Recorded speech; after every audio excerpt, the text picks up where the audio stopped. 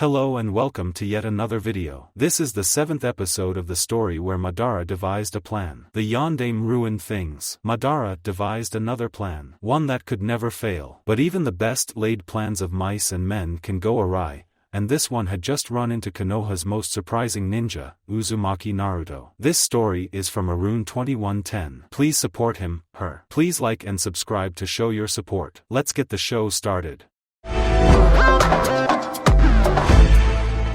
The security around the alliance to rid wind of the tyranny of Danzo and his fire masters was very tight.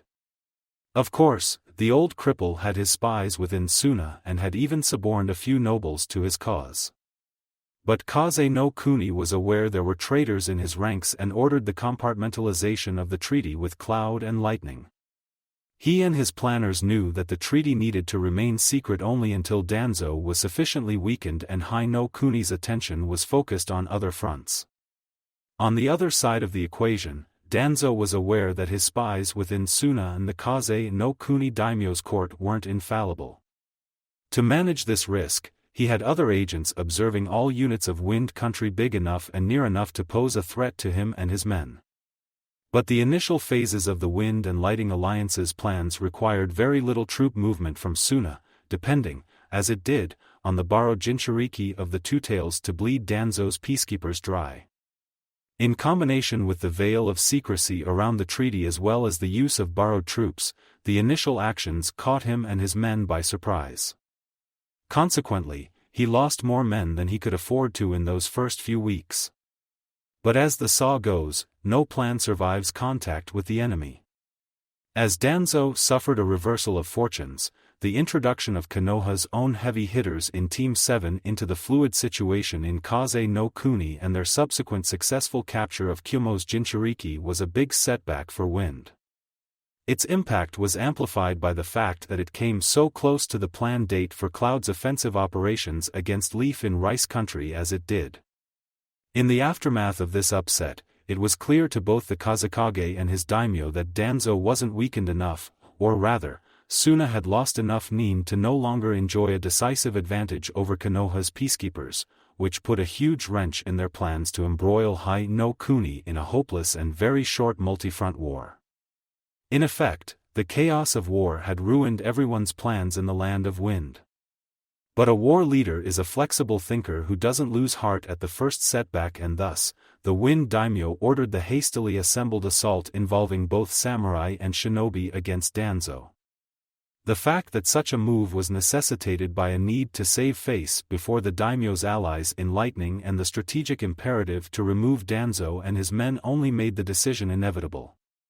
Of course, moving such large bodies of men at short notice is impossible to effect stealthily, and that meant all too visible preparations for operations in the regiments encircling Danzo's camp as well as within the walls of Sunagakure, which were observed by ever-watchful spies and reported back.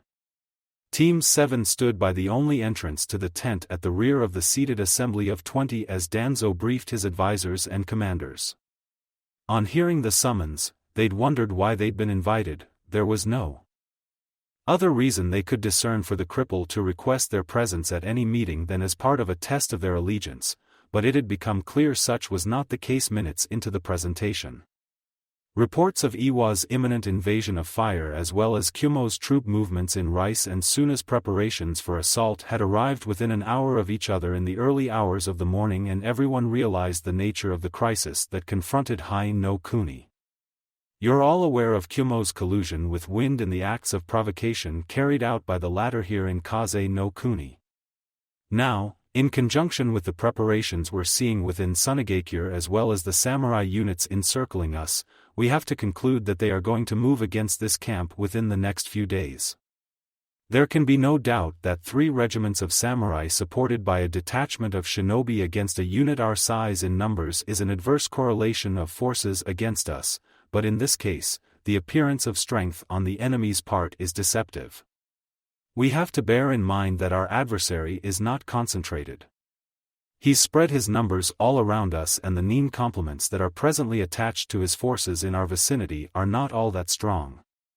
This gives us a brief window of opportunity where if we move quickly, we can defeat one or more of his units in detail or escape before the trapdoors snap shut around us, Danzo stated, making eye contact with the members of Team 7, hoping to gauge their reaction. But contrary to Danzo's expectations, there wasn't even the slightest shift in Team 7's stance at his pronouncement. Still, the old cripple caught Naruto's eyes briefly and nodded at the blonde.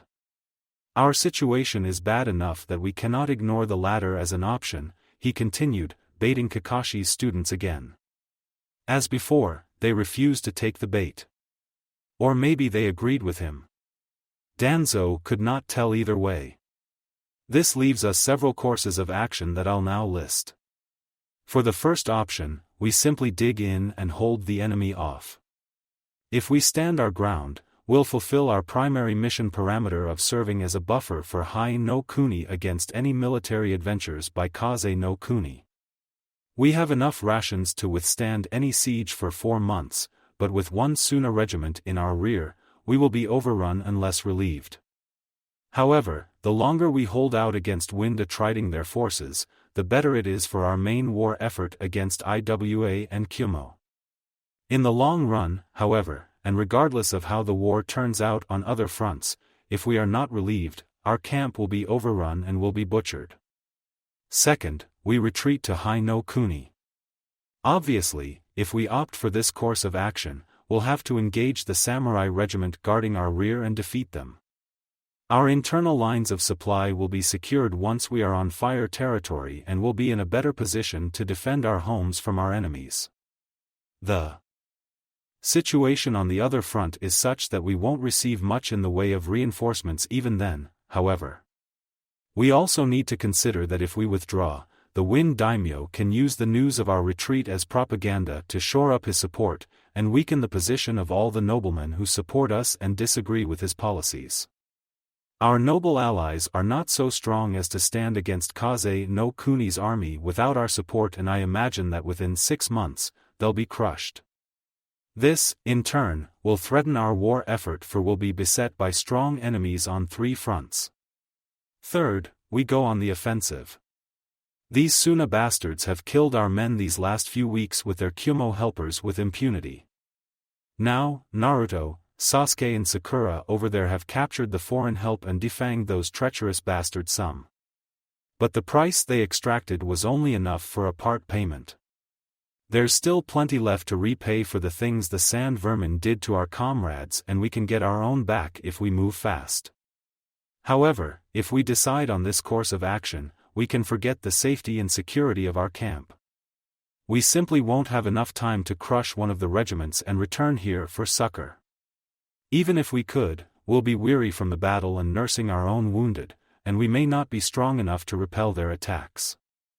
The enemy will realize this and seek engagement before we can recover our strength once they gain the relevant intel. So, to deny the enemy the opportunity, we'll have to abandon our base and head elsewhere.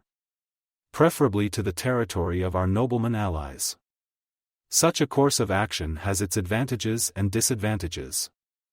We can use the journey to recover our strength, as we don't want our allies to see us weakened. It might give them the impression that we're no help, and if enough of them believe thus, they might decide to turn us over to their daimyo and use us to purchase their return to his fold. On the negative side, of course, our actions will open the door to Hai no Kuni and Konoha for wind and sand. Fourth, we can surrender ourselves to the Wind Daimyo's tender mercies. Obviously, we'll have to be fools to choose this last option, and even if it were a realistic possibility, we will not do it. Personally, I prefer number 2. It saves our necks and ensures that most of our strength will be available to Konoha to fulfill whatever need may arise in these troubled times. And there's also the added plus of letting me step foot within Hai no Kuni's borders before the end of the 4-year term. Let those self-serving, hypocritical bastards try to execute me when they need me and the strength of my men to save their collective asses. Danza-sama, Naruto said in the silence that followed as officers mulled over their options, if I may say a few words? Go ahead. That's the very purpose of this meeting, the man replied, eyeing the boy speculatively. The men gathered in the room weren't from his brainwashed. units, after all, and like to have their opinions heard. The Konoha loyalists and the Danzo's own loyalists within the camp had enough friction between them that he was wary of mixing them together. The former had to pretend the latter did not exist out of political expedience, but fights regularly broke out between individual members of the two units, usually instigated by newcomers from Leaf. And until he was sure of Team 7's loyalty to his cause, he wanted to keep them away from his personal troops. Naruto nodded. One piece of intel that our observers seem to have missed is that the Wind Regiment between us and Fire is not combat ready. They had a breakout of the flux and remain weak.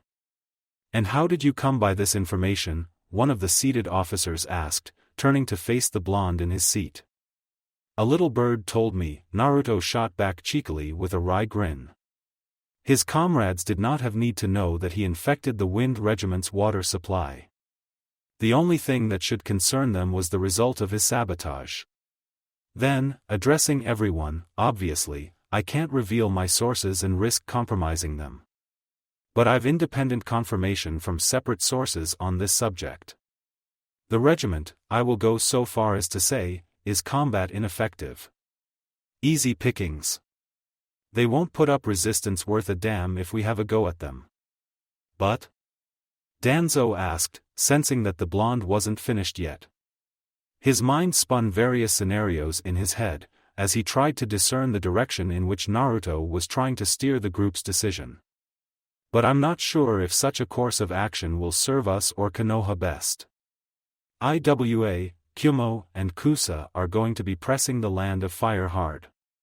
If we cannot secure Suna's support or failing that, neutrality, we'll be beset on all sides and with such odds stacked against us, we'll probably lose the war.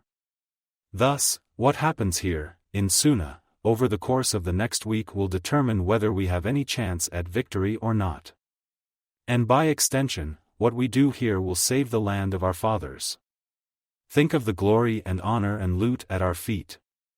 It's to be had if we can only dare. Danzo nodded gravely and his eyes pored over his gathered officers as they turned in their seats to face him.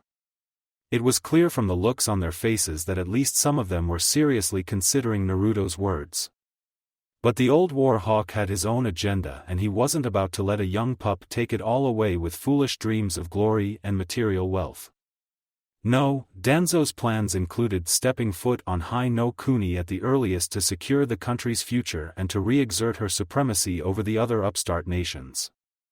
For who knew how that bumbling incompetent Kakashi would conduct the war? It was very probable, in the old warhawk's opinion, that Minato's golden prodigy would lose all because he let himself be guided by his sensibilities. Which simply would not do. What Konoha and Fire needed right now was a dynamic leader who had the courage, conviction and the moral fiber to make tough decisions, and it was very clear to Danzo that he was that man.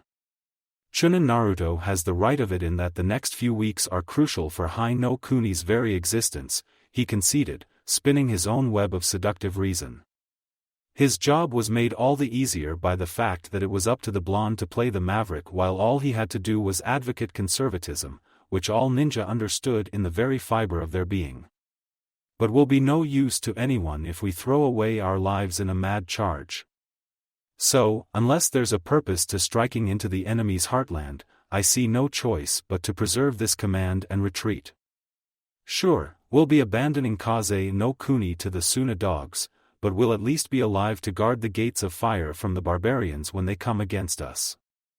And that, I think we can all agree, is where our duty ultimately lies. Live and protect the land of our forefathers. Several officers murmured their assent and Danzo smiled inwardly. As always, age and guile beat youthful exuberance hands down. Danzo-sama is correct, Naruto demurred humbly. Truth to tell, he thought the traitor was wrong, but he wanted the man to think that Team 7 were on his side and were dissenting only because they saw an opportunity to further the old cripple's ends that he himself did not. And if his flattery lowered the man's guard and made him pliable to the blonde's suggestions, Kakashi's student certainly wasn't going to be above it. I agree that all the fine men in this camp shouldn't be sacrificed needlessly. As things stand, their skills are crucial to our nation's very survival. And I'm not asking anyone to throw away your lives in a pointless gesture. But I beseech you to consider this. The path of retreat is guarded by one disease-infested regiment that cannot block our escape. And there are 2 regiments before us supported by medium-sized shinobi complements ripe for the plucking. If you move quickly, you can hit one of them, avoid the blocking force already in position as well as the other regiment when it moves to intercept you, and gain the safety of fire's borders where you'll be reinforced by the units that are at this very moment standing guard there. With that one act, you'd have destabilized the situation in Suna, undermined the Wind Daimyo's power and earned much glory and loot. Your names will be on everyone's lips as the savior of Fire Country, and the Daimyo himself will owe you for life. You keep saying, you, one of the other shinobi officers, who'd been silent so far in the conversation, interrupted, what will you be doing while the rest of us are striking at the samurai? The blonde turned his eyes on his teammates, a predatory grin on his face. They shot back seraphic smiles at him and he turned his gaze to his questioner. The man was a hardened veteran and so did not flinch back, but several who were lesser shinobi did. 4 Naruto's smile had the hard edge of a cold-blooded killer contemplating massive violence about it. With Danza-sama's permission and blessings, the 3 of us are going to Kaze no Kuni's capital to meet the daimyo. Jiraiya swallowed a mouthful of water and offered his canteen to the scout before him. Report, he asked after the latter had satiated his thirst. Supply train of 7 wagons 2 miles north with an escort of a platoon of samurai and a squad of shinobi. I did not sense anyone with a strong chakra in their ranks. They could be hiding it, I suppose, but I doubt it. The Toad Sannin nodded. He agreed with the scout's assessment himself. His unit hadn't been active long enough for the enemy to start beefing up the security in their rear. He considered the problem for a few seconds and made up his mind. Soon after infiltrating the grass border, the Sannin had split his company into 3 platoons and sent 2 ahead to operate deeper within enemy lines. He'd attached himself to the 3rd, slightly over-strength platoon, intending to use it as the official reserve while catching whatever enemy forces escaped his minions' clutches and killing stragglers of the invasion force. We'll ambush them at the turn of the road, he said to the young shinobi gathered around him. Mind you, I want IWA prisoners. We'll extract intel on the 2 IWA Jinchurikis before sending them on to Konoha. What about Kuzunin? Someone asked. Don't go out of your way to take Kusa prisoners. If they offer themselves up, take them in, the Sannin said absent-mindedly, his thoughts on Iwa's Jinchuriki. He was particularly worried about stone strategic weapons. These shinobi were the same who'd fought against Konoha during the last war, and working in tandem, they were known to be utterly ferocious fighters and skilled tacticians. Jiraiya had no doubt that age had only made them more dangerous. And in this war, with the forces of Hai no Kuni stretched as they were, the Iwa's tailed beasts had to be neutralized at all costs. He certainly had to hold them back at least a fortnight while Kakashi moved heaven and earth to scrounge up enough troops to create a line in the rear. And if they fight? Jiraiya's eyes turned cold. Kill the backstabbing vermin. Kakashi stared balefully at the report on his table. It was on days like this that he regretted ascending the Hokage seat and shouldering all the responsibilities that came with the job. On his desk was intel that Kumo's troops in Rice were being reinforced in a big way by Cloud and Lightning, and he did not need anyone to tell him, again, that Wind and Sand were acting up on their side of the border. Perhaps because they sensed something they took for weakness, the pricks at Stone, Rock and Grass had marched their troops into Hai no Kuni itself. Worst of all, from Kakashi's standpoint, the IWA Kusa alliance had assembled their troops without Leaf gaining cognizance until it was too late to do anything about the massed troops. It said much of the magnitude of Konoha Anbu intelligence group's failure that even at this late stage in the game, they could only make guesses as to whether the IWA Kusa alliance simply wanted to grab some land while Fire's attention was divided between several other enemies, Or they planned to overrun the capital and wipe fire off and leaf off the map of the elemental nations. Certainly, the long-running enmity between Stone and Leaf was bitter enough that the latter was just as likely as the former. Either way, it was clear that the Land of Fire faced the gravest danger to its existence in the 80-odd years since the formation of the hidden villages. The fundamental problem was that the decision on force levels for Hai no Kuni and Konohagakure had been shaped over the last decade on the premise that Fire would be forced to fight Iwa, Kyumo and Kiri in the worst-case scenario. To counter this threat, the plan called for establishing supremacy, or failing that, standoff capability through parity over the Mist Navy. Towards that worthy goal, Hai no Kuni's navy had been strengthened in the last 3 years with a hefty dose of talent from T and Wave, and major fleets as well as sizable ninja garrisons staged in those two lands to make Kiri think twice before embarking on any foreign adventure. Rock and Lightning were on the same continent as Fire, however, and any war with them was going to be lost or won on land. With this in mind, Hai no Kuni and Konohagakure built up their samurai and nin units in the 3 years of peace since Fire's annexation of T so as to be able to fight a two-front war against Iwa and Kyumo. Everyone had assumed, and with good reason, that Wind's neutrality would be ensured at the minimum and thus, no one had weighed them as a factor in their strategic calculations. In hindsight, it was clear that ignoring Wind was a big mistake, seeing as Kaze no Kuni was one of the 5 great elemental nations, but the think tanks had grown complacent towards the former in the aftermath of the Tsunooto affair.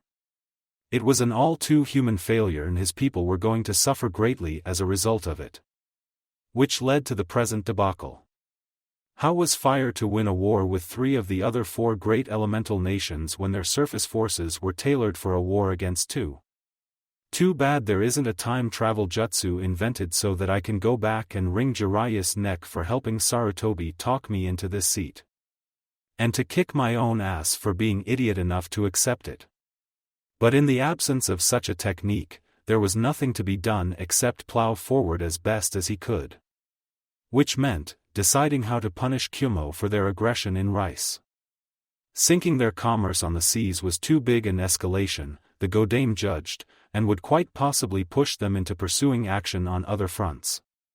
Such a reaction would stretch Fire's forces even further and was to be avoided. Neither could Hai no Kuni afford to simply ignore Lightning's actions in Tea and Rice. Fire had to demonstrate their confidence in their own strength to the other weaker nations during this time of crisis lest the smaller Fry too sensed allied with the Jackals and begin to nip at Hai no Kuni's heels. And most important of all, he had to find the troops somewhere to fight the Iwa Kusa invaders. He did not know how he was going to manage that, but if Fire was to stand a chance at surviving the war, he must. Perhaps. I hope you had a pleasant journey, Lord, Sarutobi said, greeting his visitor. The Fire Daimyo nodded amicably to the retired Hokage and seated himself with a sigh of contentment. He much preferred cushy seats to riding on a horse carriage. The daimyo's guards quietly withdrew to the wall, joining Sarutobi's people in their vigil. It was, thank you, the daimyo said. Smiling, he expanded on his statement, we did not run into any trouble throughout our march and I'm very happy for it. The peace I see in Tea today is a far cry from even a year and a half before. Hai no Kuni is indebted to you and your men, Sarutobi. Thank you, Lord. Your words do me and my men great honor. We were very fortunate in the early stages of our rule here in Tea. The previous regime made a critical error in judgment at the start of the insurrection when they destroyed 2 of the 3 major stores of imported grain in the land. As you know, Tea imports most of its food grains and it'd have been very bad for us if we'd ignored the plight of the citizenry as the insurgents did. Instead, by shipping in huge loads of grains and staving off famine, starting the road construction programs, repairing and expanding dams, investing huge sums of monies on shipbuilding programs, ensuring law and order, cutting off the resistance's seaborne supplies routes, protecting our supporters and the neutrals from the enemy and launching reprisals whenever we had conclusive evidence about the guerrillas, We took the sting out of the insurgency and it lost strength a lot earlier than expected. Still, it is an open secret that it was a near thing for the first 2 years when the programs were getting started and we didn't have enough hulls to control the supplies coming from the sea. The daimyo nodded. Even so, I'm very glad that T is peaceful today, because the situation developing inland is worrying in the extreme. Very much so, Lord. I'm especially perturbed by the goings-on in wind and grass. The capture of the Two Tails and Kusa's switch in allegiance, the daimyo asked. Sarutobi nodded gravely. Committing a tailed beast is a very serious escalation.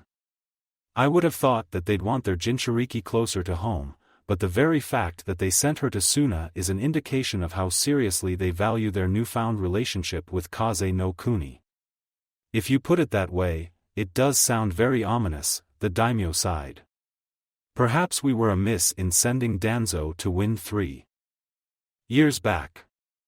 The retired sandaime shook his head. It had to be done to avert civil war, Lord. Yes, I suppose. And Kusa? We'll deal with them in due time. If we survive the war. I'm inclined to teach grass a lesson that'll live long in everyone's memory, the daimyo conceded. We will, Sarutobi said. Then, with a grimace, but there's something else that I wanted to talk to you about. There are spies about and I couldn't risk letting this information get out, though Kakashi needs to hear it soonest. Oh? It's about Danzo and the Uchiha affair. Conan? Yes, Nagato. We're going monkey hunting. Commander, the telegraph stations are not responding, the technician on watch reported to his watch officer. The watch officer, a shinobi holding the rank of special jounin, of the station approached the technician's desk, a serving of sushi in hand and a blank look on his face. All elemental countries had a small but rarely used telegraph network connecting the capital and the largest few cities and towns. The network was fast, but wasn't as secure as messenger birds or shinobi carriers. In Win's case, the casualties caused by the Yondaime Kazekage's ill-advised adventure in Fire Country were compounded by the havoc subsequently inflicted by Danzo's peacekeepers, weakening the shinobi corps too much for them to guarantee effective internal lines of communication while pulling their myriad of other duties. The pressures on Suna had thus forced the daimyo to expand the telegraph network on a temporary basis despite the fact that it was more open to outside interference. But when Danzo's goons ignored the wires month after month even as sand shinobi running those communication lines were pulled somewhere, some bright soul somewhere decided that the tree-hugging idiots did not realize the network's significance and significantly expanded the scope of the program. Now, 3 years into the occupation, while the most sensitive communication was carried by messenger birds and ninja, pretty much everything else was relayed on the wire. Those same relaying stations were not responding to status checks now. You don't think it's accidental? He asked. The technician shook his head. Not so much of the network at once, sir. The commander nodded. The bright soul sitting behind some desk who'd made the decision to depend on the network so much had not realized that while you could rob Peter to pay Paul and make as if things were fine for a while, eventually you had to pay the bill. And the special jounin's gut was saying that it was happening now on his watch, which just sucked camel cock. Keep trying to re-establish connection. Meanwhile, send maintenance parties escorted by teams of 2 ninjas chunin rank or above along the lines to check for sabotage and make repairs. Inform me if there are any further developments. Yes, sir. The commandant turned away from his subordinate station and summoned 5 vultures. He murmured his report to the birds and sent them away to report higher up. Then, because he was a commander and had to act composed before his subordinates, he sat down and pretended to enjoy his sushi. He consoled himself with the fact that there was nothing more he could do to influence events further except carry out his duties to the best of his ability. Up in the night sky, 2 of the birds headed for the capital and 3 flew straight for the units guarding Danzo, in case the idiots hadn't noticed the failure of the telegraph network and failed to prepare for whatever the cripple had planned for them. We've been walking for hours and have yet to encounter a single tree hugger. You'd think that the one-eyed prick Danzo would grow more security conscious after the events of the recent past and increased the patrols or something. In the morning twilight, Kakuzu stopped in his tracks and glared at his partner. The fact that Hayden's complaint echoed his own thoughts a few minutes earlier did not lessen his irritation at the freak. He would kill the fair-skinned death worshipper as soon as this mission was over and they'd communicated its successful completion to the Akatsuki leader. It shouldn't be long now, he thought as he sensed improperly suppressed chakra less than a kilometer away.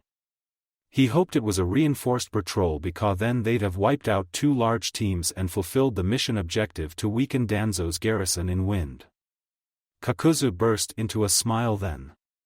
He would use the death fetishist to whittle down the leaf shinobi numbers and then hit the psychopath from the rear.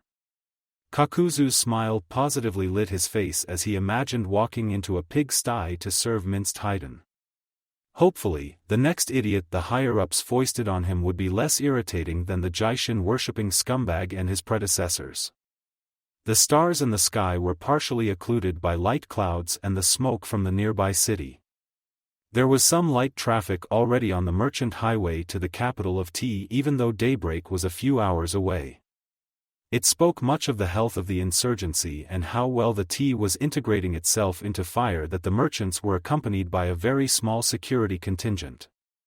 And except for a few pockets here and there, pretty much the whole of tea country was like this. The sight reinforced what Payne knew already. The insurgency in tea was dying if not dead already. Still, it grieved Payne's heart to do the thing he was about to do, but divine will could not be stymied by so human an emotion as grief. The path to everlasting peace awaited just out of reach and today, he would push the world the first step towards it with the capture of retired Sandaime Hokage. Conan, we strike at dawn. Team 7 left Danzo's camp in the wee hours of the morning with the first scouting party. The scouts' primary mission was to screen Danzo's soon-to-depart main body of troops from ambushes. Their patrol course for the first hour matched Sakura's own for Team 7 closely enough that she'd elected to link up with them for part of the march. There was still the other team of killers hunting leaf shinobi out there and it was only common sense to lend as much help to the scouts as possible. The party of 10, 6 scouts, Team 7 and their newest appointed liaison, though he didn't say it, Danzo still needed first-hand report of Team 7 in action for his own purposes and there was also the political mileage he would gain from having one of his men participate in the assault on Kaze no Kuni's capital back in Fire Country, headed out in 2 columns 100 yards apart with the scout team's 2 trackers leading the columns. As expected of one of Danzo's own secretly trained killers who'd been carefully hidden from Konoha's cognizance, Liaison did not have any name other than what was given him for the duration of the mission. In this case, he'd been named after the role he performed. Knowing that Danzo was testing their loyalty when he unveiled one of his personal shinobi before him, Team 7 hadn't reacted to the revelation as the terms of Danzo's banishment demanded.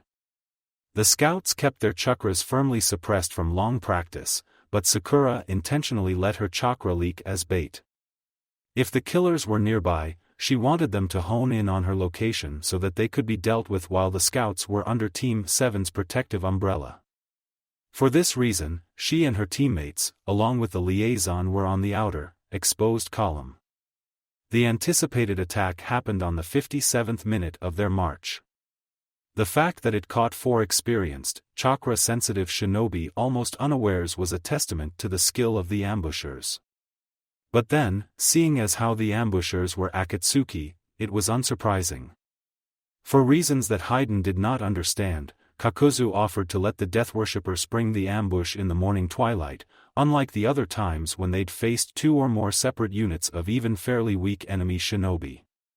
If Hayden had been of sound mind or tactically inclined, he would have thought to question Kakuzu on the wisdom of the decision and accuse him of gross stupidity. There was no point in giving an enemy any breathing space in any engagement, much less an ambush, and in any ambush, one started with one's deadliest weapon, which in this case, meant Kakuzu as he was the long-range ninjutsu specialist of the 2, but since the Jaishin disciple was neither, he did not While Kakuzu watched from his own hiding place, Haiden, being a close-range fighter, waited until the last member of the Leaf Patrol crossed his position before he attacked with a textbook slash aimed at decapitating Sasuke.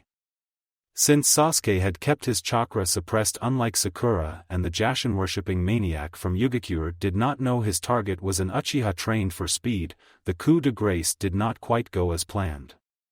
Having sensed Haiden as soon as the later cleared his hidey hole, Sasuke swung around to face his executioner and in a movement so smooth that even Leaf's own taijutsu experts Guy and Lee would have had trouble executing it, grabbed Haiden's weapon just under the blade, killing its swing. A fraction of a second later, before Haiden reacted to the unexpected action, a lance of lightning carved Akatsuki's soul death fetishist from left hip to just under his right shoulder. A look of utter incomprehension on his face, Haiden fell to the ground in 4 pieces, a hand, an arm wielding a blade, part of the torso with 2 legs and the rest of the torso with the head. Sasuke did not get time to savor his first Akatsuki kill, however. As things stood, Sakura had to kawarimi him out of the way of Kakuzu's Zukoku and a river of fire hot enough to melt sand to glass roared through his position. Meanwhile, as Sasuke escaped a horrible burning death by a whisker, the scouts retreated further back while Naruto and Liaison charged Kakuzu. They were both Leaf Anbu, though one was a bastardized caricature trained by the banished Danzo and it was ingrained into their souls to always go for the kill. Naruto reached the Akatsuki member first, recklessly chasing the masked man as he cut his fire technique and retreated. As punishment for the blonde's incaution, a dozen appendages sprung from the sand, grabbed his left leg and tore it to ribbons. Without his leg, Naruto crashed to the ground a bleeding mess and exploded into smoke. Realizing he'd been duped, Kakuzu turned just in time to block another Naruto's attack. He was doomed to fail, however, as the blonde exploded when his fist was inches away from Kakuzu's block. The blast threw the Akatsuki member some 30 yards, allowing the bolt of lava Liaison shot at him to pass through empty air. In midair, Kazuku cursed his own stupidity and short-sightedness for his current predicament. It was clear to Kakuzu that he had misjudged the nature of the threat. As a result, that loser Haiden was effectively removed from the battle until he could be re-stitched. Since the mercenary knew it wasn't likely to happen before he dealt with the Konoha Nin, he was left with the task of facing not only 4 skilled shinobi, but also had to contend with the fact that 6 others with unknown abilities were keeping themselves in reserve. His only consolation was that he'd faced such long odds countless times before and he was still alive. The same could not be said of his enemies, however. "This just isn't my day," he muttered still as he landed on his feet, anchoring himself with his left hand. His anger rising, he released all 4 of his heart wraiths. He was going to enjoy killing these puny fuckers almost as much as he was going to enjoy feeding Haiden to pigs. Only, a bare second later, a ball of compressed chakra shot at high speed blew apart Kakuzu's true chest, pureeing his heart in the process. Still, even before the Akatsuki agent could fall, one of his wraiths re-emerged with him, lending him the gift of its heart. "Did you see that?" Naruto was flabbergasted as one of Kakuzu's wraiths reunited with him and he stood up, shrugging off a hit that would have killed any man. What was happening to this world that a good old Rasengan through the heart did not kill a motherfucker? Fortunately, the blonde wasn't so stymied that when a heart wraith shot the high-powered lightning attack, John at him, he did not sense it. A shunshin later, he was within knife range of another of Kakuzu's wraiths that was wandering around like a drunk caught in one of Sakura's illusions. He tried stabbing it in the chest and was immediately rewarded with a big wave of water that shot out of its mask and which, he barely escaped. "So, the stupid things can feel pain," he muttered, creating Kage Bunshin and sending them to facilitate sharing the data with the others. He recognized the enemy as Kakuzu, a longtime Akatsuki member from one of Kabuto's debriefs, but the file had been sparse on information about the missing nin's abilities. Now that they'd run into the guy, it was clear that he was some unique abilities and too powerful to face alone or in a team if they could not find out his vulnerabilities fast. Just then, one of Naruto's clones swapped places with Sasuke and the Uchiha appeared next to the real Naruto. They were quickly joined by Sakura and Liaison. "What is it, Naruto?" Sasuke groused. He'd killed his first Akatsuki, damn it, and wanted a piece of the second before the scumbag got away. "I was in the middle of a fight." "So are we all," Naruto replied calmly. "And my clones can handle things for a little while. I wanted to pool intel on this bastard." "So, what have you got? Aside from you took him out already and he isn't down for the count?" Sakura mused. "Well, let's see. He's vulnerable to genjutsu, is able to split his body into multiple parts, and I've seen the bastard use high-level fire, lightning and water attacks. The efficiency with which he executes them leaves me to conclude he has a natural affinity with all these elements." "That's bullshit. Multiple natural affinity is a pipe dream," Naruto retorted hotly just as a huge blast of wind and fire exploded out of the battlefield. He formed more Kage Bunshin and sent them in to take Kakuzu from his flanks even as he processed the knowledge from his clones. "Okay, maybe not. He uses wind as well. Anyways, inflicting pain breaks the wraiths out of genjutsu like it would a normal human. Unfortunately, stabbing them in the heart does not kill them. I found out when I stabbed the one that uses water. Assuming their anatomy is the same as ours, which I highly suspect," Sasuke noted. The enemy had 5 independent chakra circulatory systems at the start, which may signify 5 hearts, but Naruto's Rasengan took one out. Now, he's got 4 with 1 for each of those things and one of the real one. Too bad we don't know where the hearts are on. The Wraith. "I guess we can kill him if we take out the other 4, Liaison opined. "That sounds very much like a plan. We may not know how to take out the wraiths, but we already know how to take out the chakra circulatory systems one at a time. It'd be better to take them all out simultaneously, but what we have is what we have," Naruto said. "Are we agreed?" The 3 nodded at him. "Good. Sasuke and I are going to jump into the fray now. Sakura, you and Liaison will hit the bastard from the flanks while we engage him closely. The plan is to isolate the real one over and over again and stab his heart 4 more times. I would like to take an Akatsuki prisoner, but right now, the primary mission is the Wind Capital. If it looks like it's not working, on my word, you'll all retreat and I'll nuke the place. Hopefully, that'll kill the bastard, though it might leave me a little low on chakra for the primary." Kakuzu was starting to really hate today. He realized now that he was facing Konoha's Jinchuriki and his teammates along with other odds and ends, some if not all of whom were skilled. This put him in the unenviable position of being buried in smelly shit, a position he'd never been in before. He'd debated whether to throw pride to the wind and run like hell, leaving his other 3 surviving hearts as a sacrifice, but there were too many freaking blonde bunshins running around, and God knew how many of them were the exploding kind, for that to work, and even if it did, he doubted if he would run faster than the Jinchuriki Nitachi's brother. Which meant, either he came up with a plan to defeat these children himself fast or possibly faster still, became dog food. The trademark screech of yet another of Kakashi's infamous technique, the Chidori, at close quarters was all the warning he needed to drag him out of that train of thought and fling himself out of harm's way.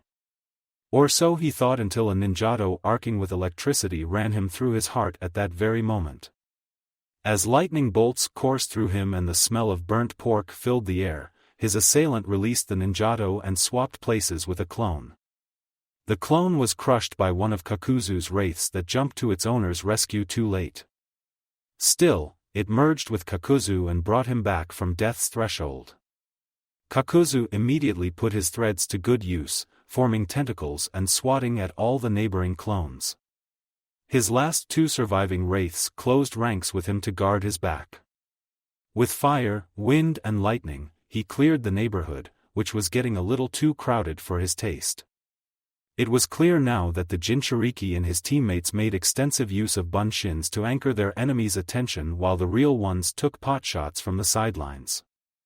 Two of them were ninjutsu and taijutsu experts, while the third used IWA molten rock techniques, and the last was a genjutsu user and a close-range fighter, as a punch he'd received in the initial stages of the fight proved.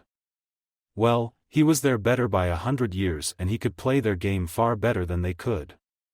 Creating several hundred ordinary bunshin and masking his wraith's appearance, the aged Akatsuki member swung into action. The bunshin charged everything in sight, and a wave of explosions swept the landscape as Naruto's clones blew themselves up, taking out many bunshin with them. Kakuzu used the chaos to make his way slowly towards Haiden. When he was 15 meters away from the maniac, two bunshin ran beside him. Thinking they were his own, he let them approach only to have the left one explode in his face not 5 feet away. Shielding himself from the blast with his tentacles, he barely had time to consider that the other one might also pose a danger when a kunai punctured his heart. The clone hinged as Kakuzu was immediately set upon by Kakuzu's wraiths. It blew itself up as the wraiths drew close enough to engage it hand to hand. One wraith stumbled from the explosion and was immediately hit by molten lava from the flanks that set its mask on fire. The last wraith made it to its actual target, Kakuzu's body, and merged with him only to have Sakura appear Kawarimi behind and smash him hard, by her terms, in the ribcage. Bones shattered at the raw power manifest behind her blow, and Akatsuki's comptroller hit the desert ground so hard that there was a small explosion of dirt and dust. Immediately after punching her target in the back, Sakura shined out. She did it not because she was afraid there might be other threats around, but because it was a reflex to her. She was and always would be an ambush fighter who excelled at using the element of surprise to backstab her unsuspecting quarry and retreating before anyone caught her. In this case, with Kakuzu lying dead in a broken and bloody heap, there was no enemy to fear, but habits in a battlefield saved or lost lives. And this was one good habit she intended to carry till the day she died. "Great shot, Sakura," Sasuke complimented his teammate from afar, locking eyes with her. Sakura shot a smile at him. It felt very good to have smashed the Akatsuki agent's chest to mush. Even if she wasn't positive that he and his friend were responsible for the massacred team, their group was interested in securing Jinchuriki, and anyone who wanted to kill Naruto deserved whatever comeuppance they got. Naruto, watching the little exchange a little further away, turned to Liaison, who stood closest to him. "You too, Liaison," Naruto complimented the man. Then, spotting the scouts, he signaled the all clear to them. They'd stood in the sidelines and observed the battle, ready to intervene only if things went really awry, per prior agreement. He waved to their leader and said, "I think that takes care of the local vermin problem. Your team can move out now. We'll bag these corpses and send them to the intel group in Konoha." The scout leader nodded from afar and set about chivying his team into a job. Once they'd moved some 100 yards away, Naruto grimaced and said after Liaison, who'd already started the search for the first Akatsuki agent. "I'll help you with this one," he said aloud as he caught up with Danzo's trained killer. He found it interesting that the man knew the molten lava techniques from IWA. There weren't too many people around who could use it, and Naruto was sure that ANBU intelligence would be very interested in learning how the old cripple had caught hold of even one. "I'll kill you all and drink your blood," the Akatsuki member's head threatened. "I'll gnaw your bones and bask in the sweet oblivion of your death agony. It had not taken Naruto and Liaison long to discover the body of the first attacker, whom Sasuke had neatly chopped into 4 pieces. But where they'd expected to find a bled-out corpse, they'd encountered animated body parts, which was really, really creepy. Even worse, the minced meat kept making annoying threats. Naruto could only imagine what a serious pain in the ass the thing, he refused to call it a man, must have been before being chopped up to be so annoying after the fact. "What the fuck is wrong with these fuckers?" the blonde complained aloud, stuffing a rock into Haiden's mouth and breaking a few teeth in the process. As Haiden mumbled threats, Naruto stood up, kicked the bastard's still animated hands away and ranted. Yeah, he and his teammates knew Akatsuki were ninja bogeyman, but reality was even the greatest ninja were mortals who had to die someday. These Akatsuki seemed to be the exception to that rule, and Naruto was seriously annoyed.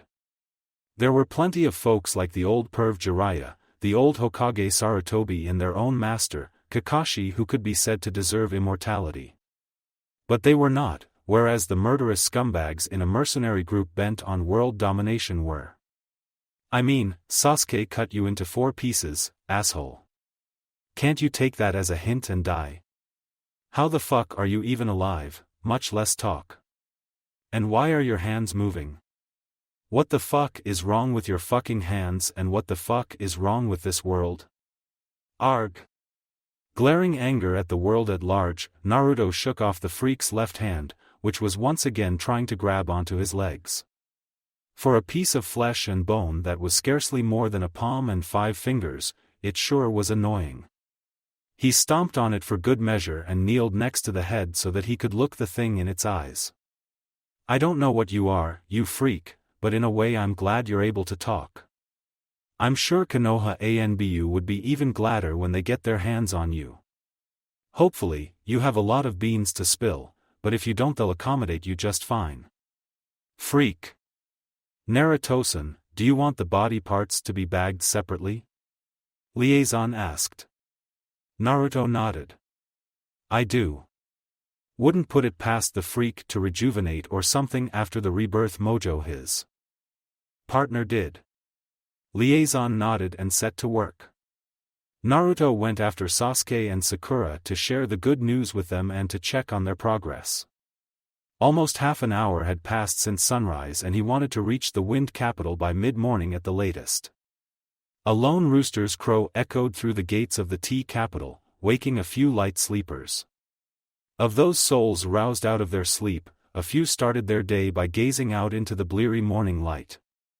Of those few, a bare handful focused their sight on the great walls surrounding the city.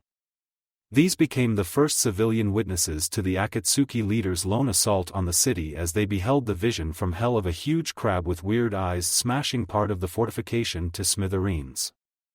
The militiamen manning that particular section of the wall were the first casualties of the attack. They were by no means the last, and by the end of the day, they would be joined by a great many more. With age comes insomnia, and Sarutobi was no exception to this basic fact of life. The retired Hokage had retired for the day at midnight and awakened 3 hours later. Afterwards, per long habit, he spent the time till daybreak at his desk, clearing paperwork and composing letters. Thus, when Pain's summon attacked the walls of the capital, he was awake and alert, unlike most of the city garrison. Koi, the oldster, summoned the commanding officer of his guards. Yes, Sarutobi-sama, Koi whispered, appearing in a shunshin before the ex-Hokage. The city seems to be under attack. Send someone to ensure that the daimyo is escorted to a secure location by his guards. It had not taken more than a glance out the window to ascertain the explosion was no accident or incident perpetrated by an inebriated, powerful shinobi. Koi nodded. He'd anticipated that command and dispatched someone for the task before he answered the professor's summons. It's done, Sarutobi-sama. The third Hokage was unsurprised that Koi should preempt him so. The route operator was a very capable officer who had a knack of anticipating and carrying out his commander's orders well ahead of time. I trust the command team will respond to the situation as it develops, but they'll need good intel. What say you that we go to the front and ensure the staff get it, Sarutobi said, gazing out the window in the direction of the attack. Even as he looked, a fresh plume of smoke and dust rose into the air from an explosion. Koi murmured into his short-range radio and ordered his team to advance towards the assault. He and the third followed the rest of the squad through the window a few seconds back. A huge explosion some 2 blocks away punctuated Sarutobi and his guards' arrival at the battlefront. Scoping the situation with his keen eyes, it did not take the Sandai more than a moment to conclude that the defense was in shambles. The enemy had advanced too fast and caught the garrison flatfoot, and the forces marshaled against the invaders, and their giant crab summon proved too weak to the task. The retired Hokage could see that there was already a large swath of destruction reaching 100 yards or so into the city. Certainly, the cause of the defenders wasn't being helped any by the fact that the response so far had been disorganized and haphazard. Status? Sarutobi asked the first shinobi they ran into. The man had a large gash on his face that dribbled blood and looked a little dazed. I was on the wall when that damn thing attacked, sir. There's a man riding atop it. I may be the only member of my squad still alive. Did you get a good look at the attackers? The retired Hokage asked sternly. There's just the one on the crab, sir. Sarutobi's eyebrows narrowed. That little factum did not make sense. Only a crazed maniac would attack any fortified position, much less the province's administrative and military command center, alone. Unless. Describe his person, he asked. He's got orange hair and numerous piercings on his face.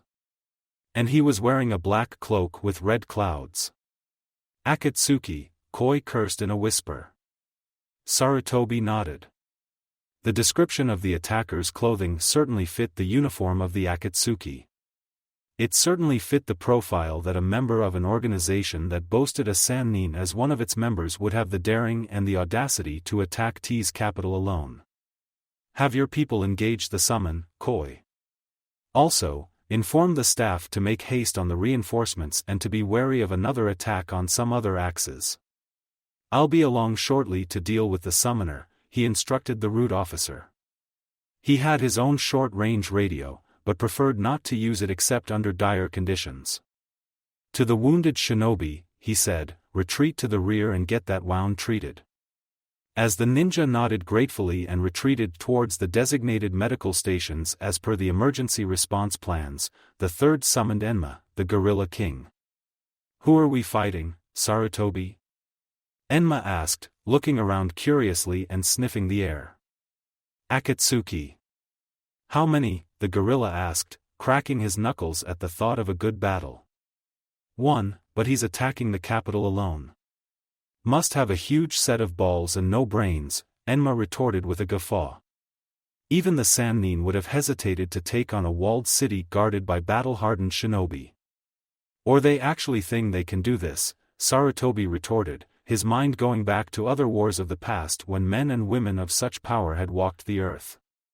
Come to think of it, Kakashi's darlings were well on the way to becoming such powerhouses themselves. Come, Enma, let's enjoin the battle and find out the truth for ourselves. Enma chuckled at his old friend's words and led the way. The twosome arrived just in time to see the crab summon step close to a building that had been rigged to explode by the advance party of Sarutobi's guard. The root operatives detonated the house as their mark entered the trap and the resulting explosion tore into the crustacean, even as the building was reduced to a smoldering, burning ruin. The crab staggered out of the smoke and debris with most of its shell on the left side of its body shattered and vanished in a cloud of smoke. Sarutobi, whose attention had been drawn to the weird markings on its eyes before it disappeared, noted that the Akatsuki member who'd summoned the critter escaped the explosion unscathed. And if the man was stymied by the death of his gigantic pet, the professor could not spot it in his eyes. As proof of his power, the invader summoned an even larger rhinoceros a scant moment later. Sarutobi, who'd expected another crab, upped the threat estimate and knew that he had a hard-fought battle in his hands. No one in recorded history had struck summoning contracts with two animal clans, after all, and who knew what other abilities the wielder of such a skill had. The Sandaime quietly filed away the observation that like the crab before it, the rhino sported the same weird eyes as did the summoner. There was something strangely familiar about those eyes and the retired Hokage could not shake the feeling he'd seen or read about them somewhere. Spotting Sarutobi, the rhinoceros lowered its head and charged the building he was using as an observation post. Concurrently, the root operatives on the third's flanks dispersed to the flanks with the exception of Koi, who jumped to the ground to meet the charge head first and activated his seal of power. Transforming into a human/scorpion hybrid, he countercharged the rhino and swung the tail that had grown at the base of his spine into the summon's neck. The rhinoceros' rough hide was no match for Koiscorpion's sting, which severed its carotid artery. Mortally wounded, the two-horned beast vanished, and both Koi and Animal Pain landed safely on their feet. Hoping to catch the Akatsuki leader on the wrong foot, route operators in the flanks hurled ninjutsu attacks and assorted projectiles at Animal Pain. In turn, their quarry responded by summoning two men who had the same eyes as he did. And even though, there was no way that anyone summoned unwittingly into the center of a hail of attacks in the middle of a battlefield could have had complete situational awareness and responded instantly, but that was exactly what the new arrivals did. The projectiles were somehow repelled back to their owners with a wave of a hand by one of them, and the ninjutsu attacks absorbed and vanished into thin air by the other. Observing the action from the roof with the eye of experience, Sarutobi noted that the newcomers sported the signature orange hair and weird eyes. Weird eyes that he finally recognized from both historical texts that were dismissed by most of the modern world as myths and legends, and Jiraiya's letters. Rinnegan, he whispered, aghast at the revelation. The legendary eyes of Samsara. The Jujutsu that hadn't been seen in the world of ninja since the time of the Sage of the Six Paths and was thought to have been lost to the sands of time. The all-powerful eyes of the man who created the ninja world and performed such miraculous deeds as modern ninja only dreamed about. Suddenly, Sarutobi wasn't so sure the enemy was a reckless, overconfident fool who'd made a fatal mistake by attacking the city. That line of thought naturally led to another. Kabuto had not an inkling of the Rinnegan user in Akatsuki ranks when he switched sides, and neither did Itachi, or perhaps the boy knew and hadn't shared the information because of the risks involved. Either way, the implication was that the knowledge was one of the errant organization's closest held secrets. And yet, the organization had chosen to use such a key asset as a Rinnegan user, much less three such individuals, underscoring the importance they placed on the attack on the T capital. And there was only thing important in T's capital to warrant anything remotely that powerful. Without hesitation, the third invoked the signs to selectively wipe out all memory related to the One Tail using a forbidden technique and retreated to the next building as the enemy's eyes turned on him. No good could come of any organization that had welcomed Orochimaru into their ranks. Gaining access to a tailed beast and the information on Shikaku's whereabouts had to be protected at all costs, he knew. The technique took effect instantaneously, and Sarutobi smiled, knowing there was no counter and that the Akatsuki's primary objective in this attack was already beyond their reach. That left the question of how to deal with the Rinnegan users. Commander's intent has changed, he barked into the short-range radio over the command channel as his subordinates engaged the enemy more closely. All shinobi of Chunin rank and below will assist and expedite the evacuation of non-combatants from the city. Primary mission of remaining ninja is the extermination or capture of the enemy, who are 3 in number with probable reinforcements on the way. The primary mission takes precedence over civilian casualties and collateral damage. Sarutobi knew that with those commands, he'd ridden off the city and doomed a lot of civilians to death. To be sure, he would spend many sleepless nights agonizing over all those he'd condemned to death today, but Akatsuki could not allow the Rinnegan. Hell, he would not trust anyone but Konoha with the Rinnegan. Moreover, the Sandaime did not fancy facing wielders of the Samsara eyes in the wide open even with all the forces in his command in T, which meant he had to use the city and damn the casualties. Are you sure about this, Sarutobi? The enmapole arm Sarutobi bore in his hand asked. The third nodded. It's just another thing to lose sleep over in a life full of decisions that kept one awake at night, Enma, he answered, gravely. Then, with a chuckle, he added, better I should suffer for the rest of the days, which fighting 3 Rinnegan users, I may not have all that many of, than have the world suffer whatever lunacy the Akatsuki are cooking up. If you say so, the Gorilla King answered. I find it hard to believe anyone can have the Rinnegan, much less 3 or more. They must have somehow gotten their hands on Jiraiya's pupil and much like Konoha, been doing experiments of their own, I fear, Sarutobi replied. Then, he added in all earnest, though my command be killed to the last man and this city be destroyed, Konoha needs this intel. So, promise me that if it looks like I'm going to die, you'll desummon yourself." Enma nodded solemnly. "I will, old friend." "Good. Let's find out if the Rinnegan is all that it's hyped up to be." The Nagato observed through Deva Payne's eyes as the latter stared impassively at a charging Jounin and repelled the woman towards one of Animal Payne's summons. The beast opened its maw to swallow the shinobi whole, but was thwarted by a flying root operator in his hybrid crow/human form who pulled her away at the trough of a dive. As the crow pulled up from its dive, it was hit on the wings by one of Azura Payne's missiles. It corkscrewed into the ground and crashed, though the kunoichi it had saved landed safely and rolled away.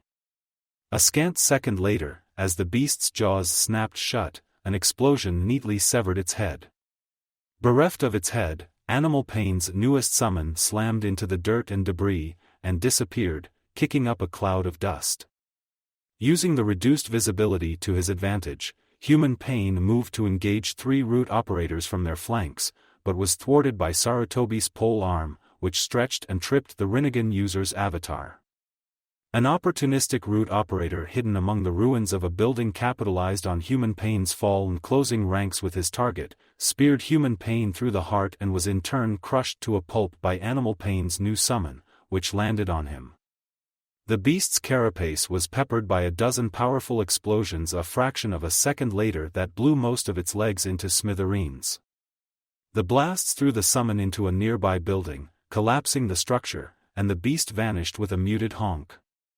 Watching the chaos of battle from afar, simultaneous approval and disgust warred within Nagato. The ruthlessness with which the fire shinobi had attacked his avatars with scant regard for property or the lives of bystanders was all the evidence he needed to know that he'd seriously underestimated the retired third Hokage. The defense was so good that even with 6 pairs of eyes and hands, half a dozen bodies, the Rinnegan and chakra levels that a tailed beast would have been jealous of, it was all he could do to not be swamped under the continuous rain of attacks launched from every which direction at once. Worst of all, Nagato knew he'd lost the initiative, which was in some ways, the worst news of all. Koi finally caught Sarutobi's attention as the latter was taking a breather and signaled him to the side. "Tell me, Koi," the venerable oldster asked of the root officer as they crouched behind a pile of rubble just beyond the immediate battlefield. It was now nearly 20 minutes into the battle and one sector of the city was completely ruined with who knew how many thousands of civilian casualties. But the Konoha shinobi had put the enemy completely on the back foot and the Sandaime was even beginning to entertain the notion that he and a majority of his command would survive the battle and defeat the enemy, whereas earlier he'd mostly been hoping they'd achieve the latter. "We've engaged 6 of the enemy so far, Sarutobi-sama," Koi replied. "Abilities? None of them share any common techniques except for the Dojutsu. The first one summons, the second one absorbs ninjutsu attacks, the third one is able to push things away or pull things towards him, the fourth one appears to be a modified puppet, the fifth is a taijutsu specialist and the sixth seems to have powers of resurrecting the others and kills with a touch." "Resurrection?" Sarutobi asked, not quite believing the words. It was said in the historical texts that the Rinnegan had the power over life, death and creation, but even those few who knew the Sage of the 6 Paths as fact and not fiction, considered the tale mere fable. The third had believed them exaggerations himself and was not happy to be proven wrong. If such outre ability as resurrection was truth, what else could the Rinnegan do that wasn't written down or had been lost to time? Koi nodded. "We took out the one that summons as well as the puppet user earlier. They were resurrected by the one I mentioned using some weird demon that swallowed their broken bodies whole and spat them out alive and kicking." The Hokage nodded. "Our status? We've suffered casualties and the evacuation is about half done. Don't have the exact count of the dead and wounded in hand." "Fair enough," Sarutobi conceded. Turning his attention back to the conduct of the battle, he said, "It seems clear to me that we have to take out the one that resurrects the others. Point him out to me and I'll deal with him. Koi smiled predatorily and led the third back to the battle. If the enemy could not resurrect themselves, he knew that this battle was as good as won. There was simply too much cover within a city and too many obstacles restricting the effectiveness of heavy hitters such as the Rinnegan user. In such circumstances, numbers and sheer guts will tell, and there was no fucking shinobi in the world with more guts than Konoha's best. He pointed out Naraka Pain, who had finally reached human pain and was in the act of resurrecting him. Deva Pain spotted the withered form of the old Hokage leap out of a pile of debris and charged Naraka Pain from the rear. Outer Path Pain wasn't yet done with resurrecting human pain, and so, Deva and Animal Pain both moved to defend Naraka Pain from the attack. As Animal Pain moved to provide close support to Sarutobi's target, Deva Pain levitated nails and assorted fragments of metal from the battlefield and sent them shooting the air towards the oldster at supersonic speeds. The shrapnel ripped into the Sandaime and the effect was akin to a cannon firing grapeshot at light infantry. The third was literally torn from limb to limb and his head exploded like a melon. His beaten corpse fell to the ground and morphed into a neatly cut wooden log that had been switched with the old Hokage. Realizing he'd been had, Deva Pain closed ranks with Naraka Pain even as Animal Pain summoned a truly monstrous scorpion. Simultaneously, Azura and Preta Pain formed an outer, defensive barrier against other wannabe attackers. The scorpion caught sight of the real Sarutobi and tried to grab him with its claws, but the third used another Kawarimi to change his position, but did not quit his charge.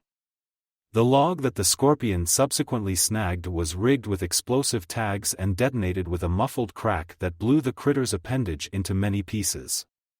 As the scorpion chittered in agony, the Sandaime shot an intense stream of fire that burned through two legs on its right and sent it crashing down.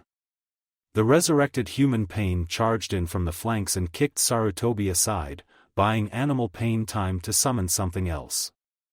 As he did, several dozen propane tanks flew into the clearing launched by route operators who'd been preparing it as a special surprise in the background. No ANBU ever wasted a lesson, and they'd seen the power of an air-fuel explosion take out a Jinchuriki 3 years back in the Chunin Finals arena. At an altitude of a dozen meters, just as Deva Pain was reacting to their launch by readying to repel them, the cylinders shattered in rapid succession. He pushed the cylinders away, which spread the fuel-air mixture further and brought it into contact with sparklers a fraction of a second earlier than it would have otherwise. 1,000 pounds of propane mixed with air detonated in 4 separate explosions, one of varying yields. 2 partially ruined buildings close to the blast exploded and 3 route operators caught in the fringes had their lungs scorched, exploded, and then ripped out of them even as their eyes imploded on them. Deva's shield protected him, as well as Preta and Azura avatars, but Animal, Naraka, Outer Path and Human were caught in the fury of the blast and smashed into broken ruin. The counterstrike for the devastating blow wasn't long in the coming, however, and even as the rain of assorted debris decreased in intensity, Deva Pain blew everything in a 100-yard radius with his powers of repulsion. Konoha shinobi within the affected zone suffered better than 40% casualties in the strike. Only a few powerful ninja kept their feet while the tidal wave of destruction crushed buildings to dust and dug a huge crater around them. Anybody got any more propane tanks? We could sure use them. Over, some nameless Konoha jounin wheezed over the radio. In reply, a stockpile that had been caught in the fringes of Pain's attack detonated, sending a searing ball of fire, body parts, dirt and rubble into the air. All surviving units in the vicinity of the intruders continue to engage the enemy closely. Draw the enemy away from the cleared zone and into the buildings. Over, Sarutobi broadcast over the general frequency. To his command staff, he said, "We need medevac for casualties as well as at least 2 companies of reinforcements. Don't touch the Central Reserve. Use the ones on evacuation detail for the purpose. The civilians are on their own from here until we neutralize the enemy. Over and out."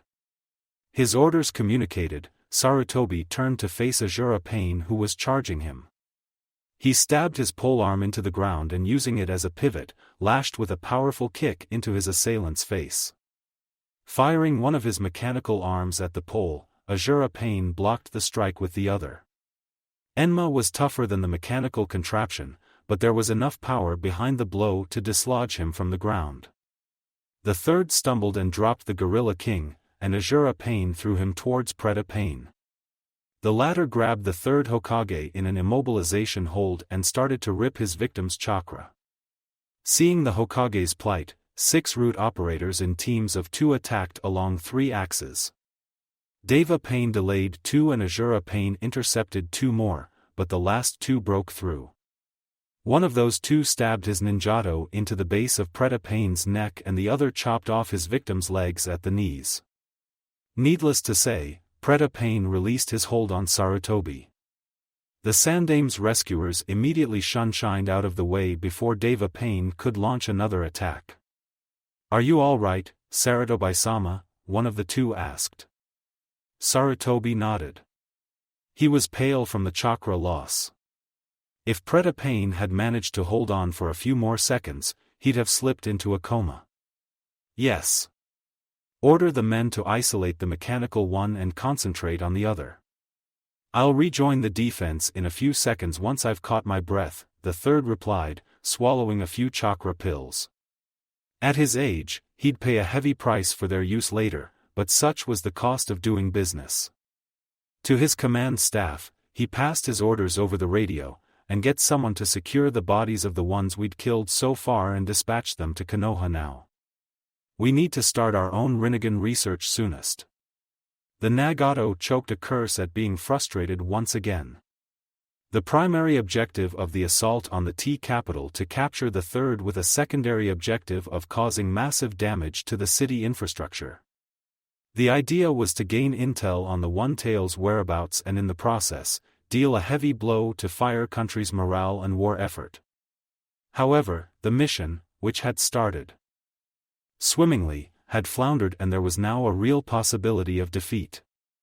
The problems facing his avatars were the crowded nature of the construction in the city, which restricted their line of sight as well as effective range of their attacks, and the vast numerical superiority of the enemy shinobi whose leaders were just as ruthless as him. And perhaps therein lay the key. He'd been focusing on capturing the Sandaime Hokage, but it was clear now that the approach was faulty. Destroy the city and then capture Sarutobi was the way to go. "What the hell?" the Jounin who'd been grappling with Azura Pain cried as his opponent suddenly went still and fell. He used a earth technique to bury his erstwhile opponent deep underground and turned to the other fight where his comrades were facing the maniac with the ranged attacks. A massive fire dragon, he could feel the heat of the flames even though he was 200 yards away, flew into the air towards a distant speck and an entire block of the city imploded in a circle 150 yards in radius, catching the Jounin unaware and crushing him along with a company of shinobi. A few dozen of the oldest, weakest and/or sickest civilians who'd remained or had been left behind also died with the ninja. Deva Pain flew sideways to evade the dragon for the nonce and targeted another sector of the city that he could see was flush with fleeing civilians. Flesh and earth and metal and wood shattered under the power of his strike and several thousand souls simply ceased to be. Paying no heed to his victims, he willed a water dragon into being and sent it crashing into the third's flame dragon. The 2 constructs collided and exploded in a massive steam bomb, but Deva Pain had flown out of the reach of the boiling cataclysm that shrouded their destruction. By then, his powers of repulsion and attraction were ready for use again. Ergo, he casually turned his eyes to another portion of the city and sentenced a few thousands more to death. Standing on the tallest standing building within half a mile, Sarutobi glared at the sky. At such long ranges, even his most powerful attacks lost their effectiveness. He was completely powerless, thus, as the Rinnegan user destroyed his city and killed his people a few blocks at a time. Although, there was that one technique. "We'll rig the messenger birds with explosive tags and guide them to the enemy," Sarutobi-sama, one of the nearby shinobi suggested, espying the look on the third's face. "No, it'll be too late," the Sandaime replied, calmly.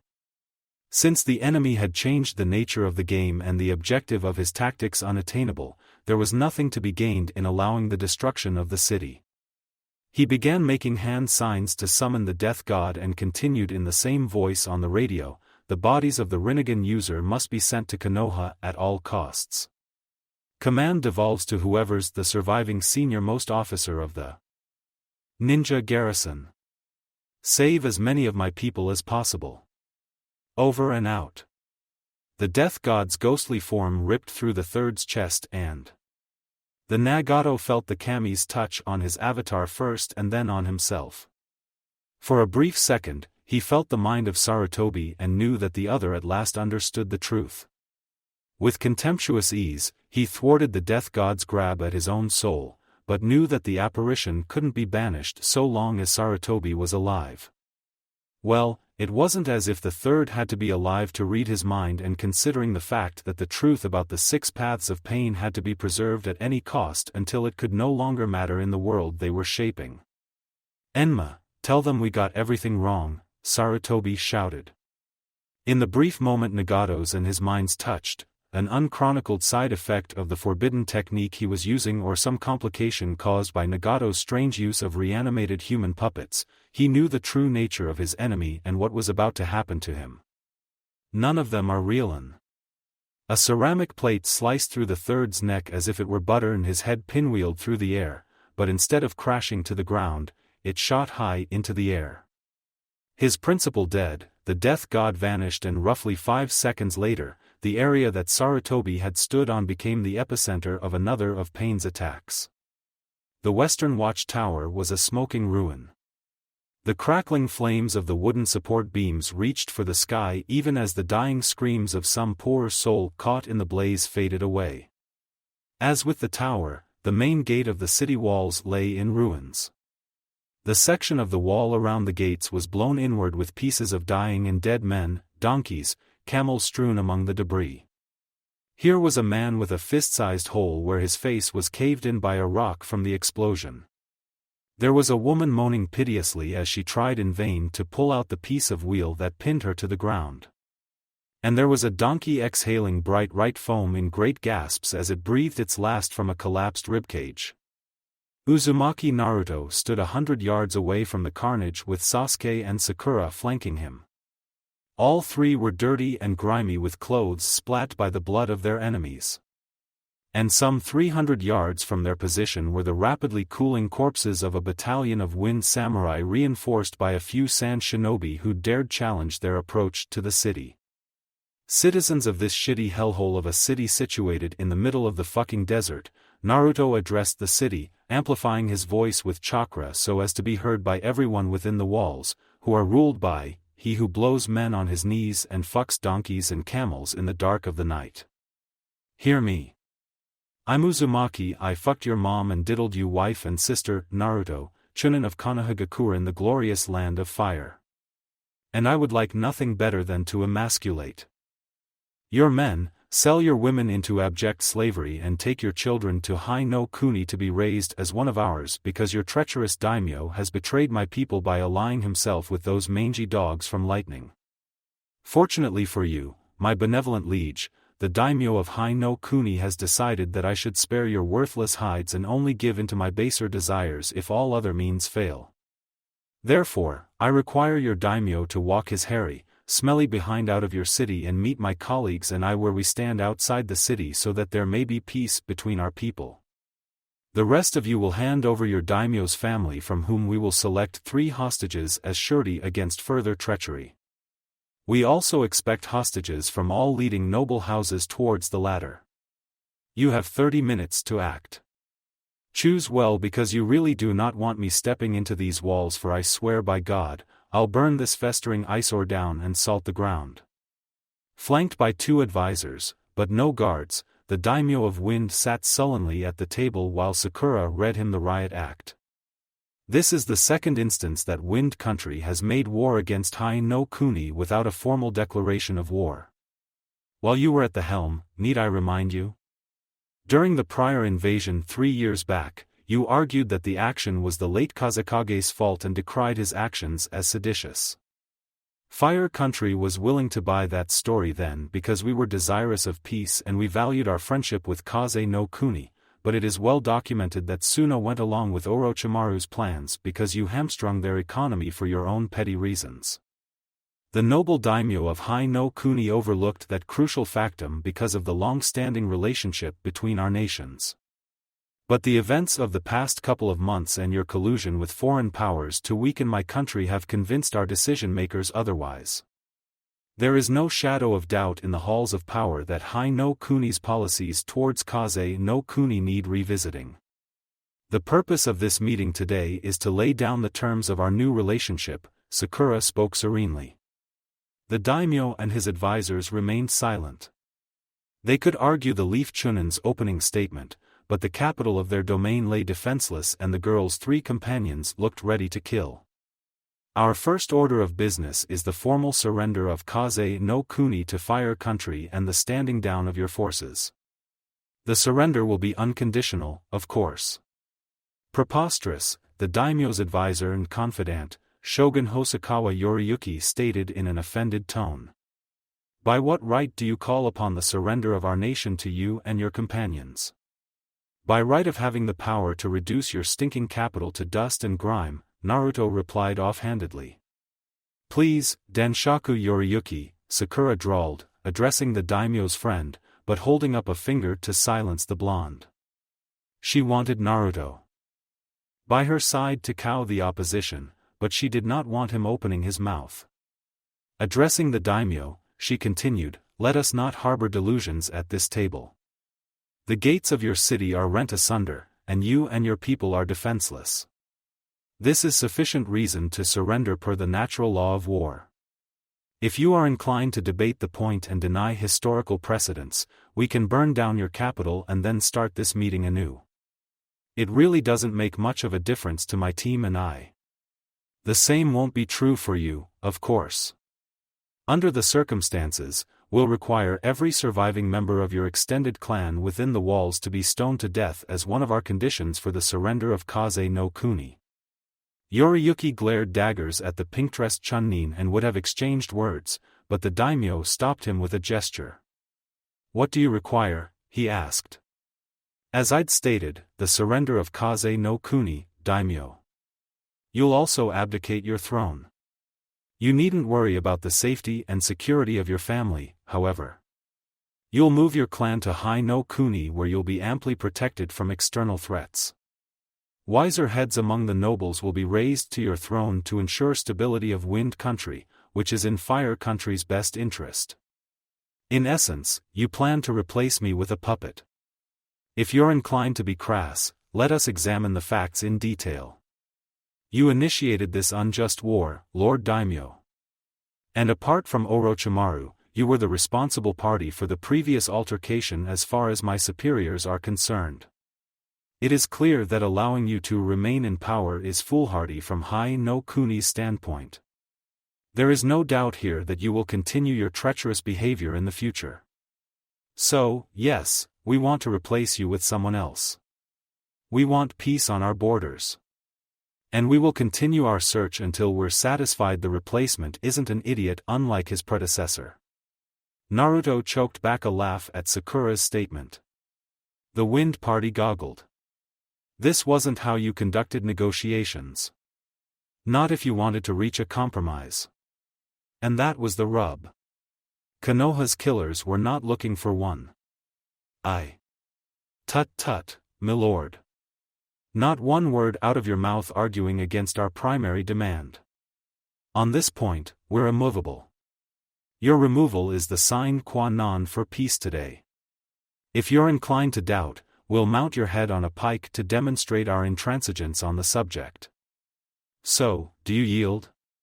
We will require some time to consider your proposition, the daimyo replied with great dignity. Sakura looked ready to argue, but Sasuke touched her shoulder. She hesitated a moment and then nodded. You have 30 minutes. The daimyo and his associates left the table for the walls of the capital a half a mile away. Once they were out of earshot, Sakura turned her attention to Sasuke. Why did you do that? You know those bastards are simply trying to mark time until the reinforcements they'd called for arrive. Sasuke pointed at Naruto, who had a message scroll in his hands given him by one of his toad friends. The blonde's expression turned pale as he read through the missive. XXXX. The demands of the war had kept Kakashi at his desk into the wee hours of the morning. With all the decisions that he had to make made, he turned in at the morning twilight for some much-deserved rest. An hour into his sleep, his aide woke him up. The news he heard was terrible. The renegade Akatsuki was working with the enemies of Hai no Kuni. They had the eyes of Samsara. The capital of Tea destroyed. The redoubtable Sandaime murdered. Thousands of civilians massacred pitilessly. Hundreds of precious shinobi and samurai killed. And last, but not least, the daimyo missing in action. Likely killed with the rest of the capital's inhabitants. The implications were much more terrible. There weren't enough forces in Tea anymore to fight the resistance. Much money was going to be sunk in Tea to take care of the refugees and to rebuild the economy. And far from becoming a net supplier of men for Hai no Kuni's armed forces, precious trained units would have to be sent to Tea to control the situation there. But those very same units were needed on the wind border, the grass border, the rice border and of course, the high seas to ensure water did not take advantage of the opportunity. From a strategic standpoint, the war that Fire had spent so many years preparing for was come and it was almost certain to overwhelm his nation. Furthermore, if the daimyo were dead, there was also the issue of succession. The man had no known issues from his loins and though the line of succession, there were 3 claimants with the power, prestige and following to lay claim to the throne. The ensuing civil war would leave Hai no Kuni vulnerable to all comers and seal his nation's fate. The future of Fire Country had never been darker. And on the personal front, the death of the Sandaime and the decimation of the forces he commanded meant that Kakashi's 3 children were sure to be buried in an unmarked grave somewhere. XXXX. What's the matter, Naruto? Sakura asked. The blonde handed his teammate the scroll and signaling Sasuke, started for the Wind Continent. What's going on? Sasuke asked quietly, keeping stride with his friend. They killed the Sandaime and nuked the Tea capital. Sasuke, Naruto choked back. Who did? Sensei says Akatsuki. Sakura took a deep breath. Akatsuki would have had to go through the entire Tea contingent before they got to Sarutobi. Casualties? She asked. She would mourn the kind old man later. Now she wanted estimates on how the losses in Tea would affect the war. Massive. Reading between the lines, I'd say that we'd lost 30% or better of the forces in the capital. The daimyo is also MIA, most probably Kia, and the city's been reduced to a series of craters. Whoever Akatsuki sent after the city wanted maximum civilian casualties. Was there any message from Kakashi Sensei for we 3? Never mind, I'll find out myself, Sasuke spoke, unrolling the scroll. Danza-sama's to pull back to Hai no Kuni's borders and resist the forces of Kaze no Kuni with the forces in hand. There will be no reinforcements. We're attached to Danza-sama's command for the duration of this emergency. Which is why we have to end this siege now, Naruto nodded at the others. If we can have peace on this border, we can shift the forces deployed on this front to the others. Provided we can be sure Kaze no Kuni won't backstab us at the earliest opportunity, Sakura appended. Yes, there is that, Naruto replied, but we know the solution for that problem, don't we? Sasuke snorted. Yes, we do. What is the meaning of this? Yoriyuki asked, facing the advancing Leaf Nin with his hand on his sword. The situation has changed, Sakura replied, we come to apprise you of it and to issue new terms. How has the situation changed? The daimyo asked. That is of no importance, Sakura waved him off. What is important is that you will remain in power and you will surrender Kaze no Kuni. The terms of the surrender will be negotiated at a later date, but we want 5 hostages each from the immediate families of all nobles and leading merchant houses within your capital in the next 30 minutes. And in return, we get a truce that goes immediately into effect. You will compose messages to your units and we will send them to their commanders. What of Danzo? We'll send messages to Danzo-sama regarding your surrender. That's not enough. Is your capital burned to ashes enough? Sakura asked pleasantly. If Danzo stays, it doesn't matter how many hostages you take. Not all my nobles, not even a majority, are in my capital right now, and I expect many of them will go to war so long as that man is on Kaze no Kuni soil. You want me to surrender and rule, I will surrender, but to rule, that man must be gone. Even if we burn your capital? The daimyo nodded.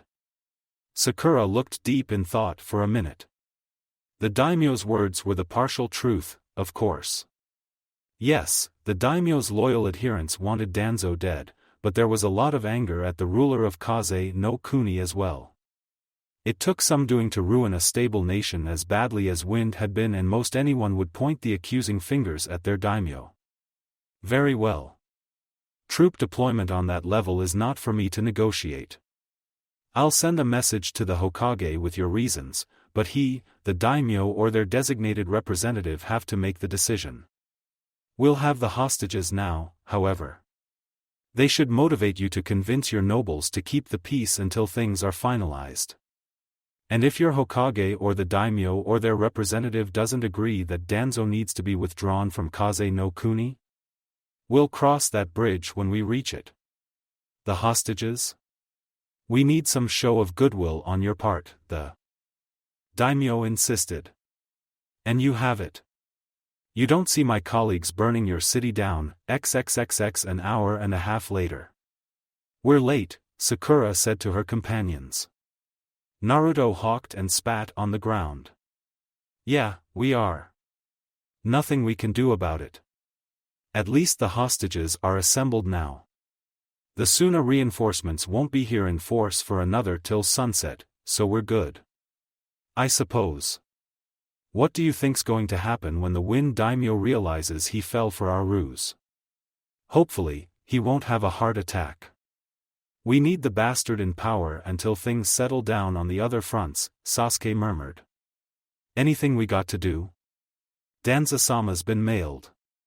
He'll leave a portion of his forces with his Wind allies to safeguard them from any backlash from the daimyo and pull back the majority of his forces to fire using alternate channels of extraction. Kakashi Sensei's also been apprised of the Kaze no Kuni situation and he'll be expecting the hostages soon. What about us? Do we deliver the hostages personally or let the toads do it for us? Naruto asked. Our orders are to attach ourselves to Danzo-sama's command, Sasuke said offhandedly, pretending not to notice the interest the oldster's lapdog took in the conversation, but there's nothing that says we can't deliver the hostages ourselves via Toad Express and report to our commander later. Sakura nodded. Works for me. And what of our dear, beloved daimyo, the asshole who rules Kaze no Kuni? Sasuke asked. Naruto snorted and Sakura guffawed. Isn't it obvious? While Camel Sodomizer has wet dreams about how he'd have his troops intercept us before we ever cross the border, we'll be debriefing in Konohagakure with our hostages safe and sound. Imagine the look on his face when the great plotter finds out he's been outsmarted by teenagers, the blonde said. That gives a warm and fuzzy feeling, Sakura said, grinning maniacally. I bet it does, Naruto replied. Turning to the gathered noble personages, he addressed them, all right, folks, gather around in a semicircle. The hostages shuffled into a condensed mass. Right. I guess you all know you're to be hostages in Konohagakure. Now, I know that many of you dread the prospect, but the majority of the denizens of Hidden Leaf are ordinary folks just like you. You'll be well treated and you certainly won't be abused by anyone because that'd reflect badly on Hai no Kuni and it might threaten the fragile peace between our nations. So, cheer up. Once the situation improves, we'll repatriate you to Wind, Sasuke informed the crowd. XXXX. As the dark-haired youth spoke, Naruto summoned a number of toads and shared the plan with them. He had to promise them some hefty bribes. Just as humans did not like being inside a toad's belly, toads did not like swallowing a man just to puke him out alive later. That Kakashi sensei would pay, but after hemming and hawing for a couple of minutes, his allies agreed. We don't like being used like this, big brother Naruto, Gamaryu, the eldest brother in the ranks of the summon said. First, old man Jiraiya wanted us to transport a shitload of strangers and now you do. I'm sorry, little brother, Naruto replied, I wouldn't do us unless the circumstances were unavoidable. My brothers and I will do it this once because you asked, but I'm going to raise this up with boss. We aren't beasts of burden. We toads aren't to be treated in so demeaning a manner. If you or old man Jiraiya want to repeat this in the future, you have to incur the fees beforehand. I understand. I and Jiraiya sensei meet with the boss at the earliest to discuss the terms. Good. Now, I'm going to split this crowd into teams of 30 and ask a single team to climb into the mouth of a brother. I'm sure they'll refuse. When they do, grab them and swallow them. Then we'll depart. Yes, big brother. Naruto nodded and turned to address the crowd, an expectant smile on his face. He was going to enjoy the look on the daimyo's face when his family and relatives were swallowed whole. XXXX. Kakashi smiled benignly at the angry complaints of the guests from Wind. He had never been more proud of his students than he was at that moment. For the first time in history, a team of 3 had forced the surrender of one of the 5 elemental nations. The Hokage shifted slightly to avoid the stench as the stink of a couple of dozen nobles puking upwind and chuckled. The day had started out as a nightmare and the daimyo of fire was now confirmed dead. Future that had looked so bleak in the morn was less baleful with the surrender of Wind, and he even thought he could see the hint of daybreak on the far horizon. He would ensure a peaceful succession to the throne and then deal with the other threats. In fact, the germ of an operation to deal with grass was already forming in his mind. We shall win this war yet. The will of fire shall not be quenched so long as there are leaves to lend strength to the flames. It was a day of death and destruction. It was a day of vengeance and decision. It was a day when a handful of people dismantled the monstrous plans of the rogue Akatsuki and turned the world on its head. On that day, on Fire's southern front, in the land of tea, scarcely 2 days had passed since the brutal Akatsuki assault had turned the densely populated capital into a nightmarish landscape of craters. On the eastern front, the shadow war in Rice between Kyomo and Konoha over control of Rice's sprawling rice paddies had turned into a moderate-intensity conflict with both sides ramping up their commitment. On the northeastern front, Grass and Rock advanced into fire as fast as they could march their units. On the northern front, the corridors of power in Wind were in tumult as news of the tea disaster reached the ears of their rulers. On that day, in Pain's lair, Uchiha Madara and Uzumaki Naruto were chagrined to discover that Hiruzen Sarutobi had carried the secret of the Shikaku to his grave. Neither man liked the feeling of being outmaneuvered. And both hated the thought that they were back to square one with regards to their plans. Madara particularly did not like the intelligence about Kaze no Kuni's capitulation to Hai no Kuni. On the day, in Konohagakure. We will start with a briefing on the attack on tea and the situation in other theaters of the war before moving on to discuss the situation at Succession Crisis at home and our response to the destruction of the tea capital. Kakashi addressed his gathered lieutenants, the witch heads of departments, council members, select jounin. Right, Inoichi said, rising to his feet. I'm sure you've read the reports my people prepared on the attack on the tea capital. Reports are still coming in, but the situation is very bad. Too many dead, too many wounded, too many businesses vanished with no way for their creditors to recoup the losses. Too much everything, in fact. Still, there is a silver lining to the disaster. The tea populace is absolutely livid at our enemies for the destruction they'd wrought, and the story of the Sandaime's heroic death defending the city has increased approval of Hai no Kuni to an all-time high. Tea has never been a better partisan of Hai no Kuni. That's a very good thing, Tsunade said. It means we can draw down the forces in Tea to a minimum and reinforce the front with those troops. It's even better considering that we were worried about finding reinforcements to combat the insurgency in Tea before this meeting. Inoichi nodded. We can draw down the troops to a limited extent, yes. There'll be some banditry from insurgents turned to crime, but it shouldn't be all that much. Certainly, most insurgents are bandits in all but name at this point. The militia reinforced with small packets of shinobi will be able to handle the problem. So how many units can we transfer to the fronts? Shikaku asked. Immediately? Not more than 2 battalions. That's just the shinobi, of course. The samurai regulars will be sorely needed to maintain the law and order situation for the next few months. And in 4 to 6 months, 4 regiments, I opine. That's 2 battalions I didn't have when I walked into this meeting, Shikaku riposted. Fair enough. Moving on, Kyumo are increasing their troop strength in Rice. Our intel says that they're committing a reinforced division with a regiment of shinobi to the front. With our troops spread out to the back of hell and beyond, we can't counter their move for at least 3 weeks. And frankly, Rice is pretty low on our priority list at this time. Our strategic posture is defense on that front. The Iwakusa penetration towards our capital takes highest priority, and we'll be sending the units from T to shore up the defenses. The situation there is very fluid.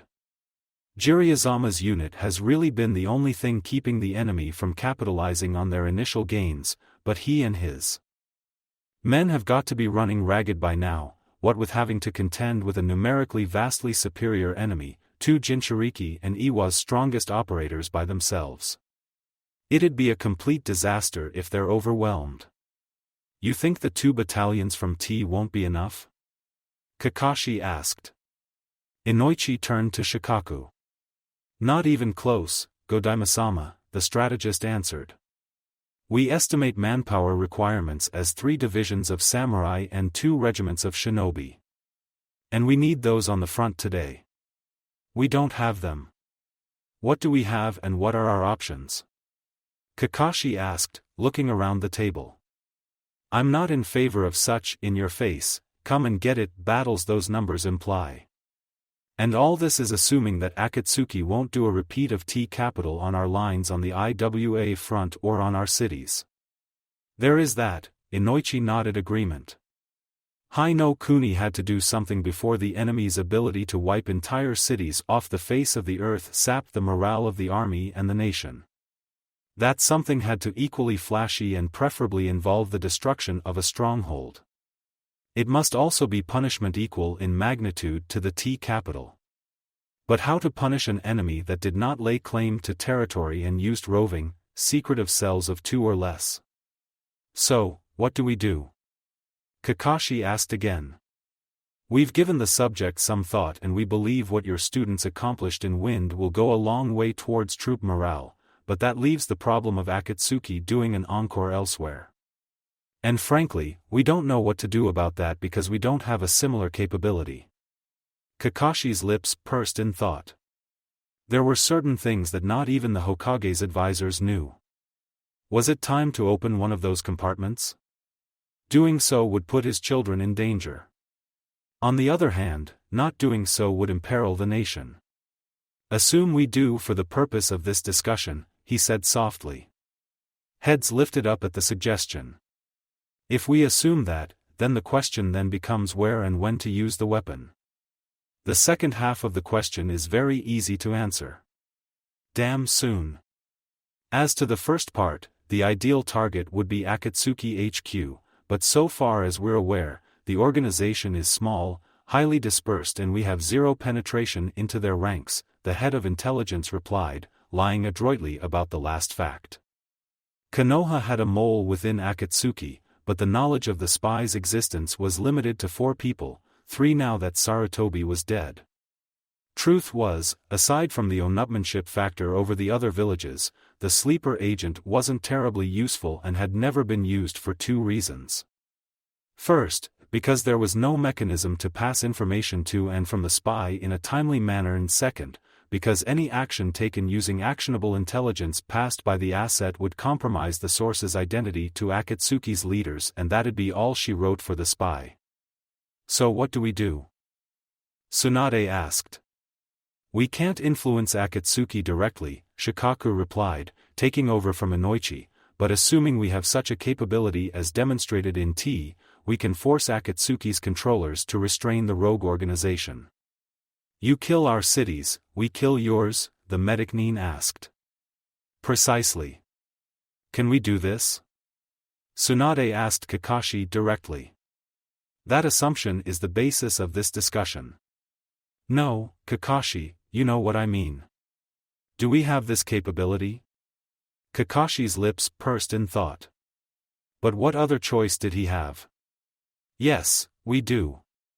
How soon can we deploy the asset? Shikaku asked. It did not take a genius to deduce the identity of Kakashi's secret weapon.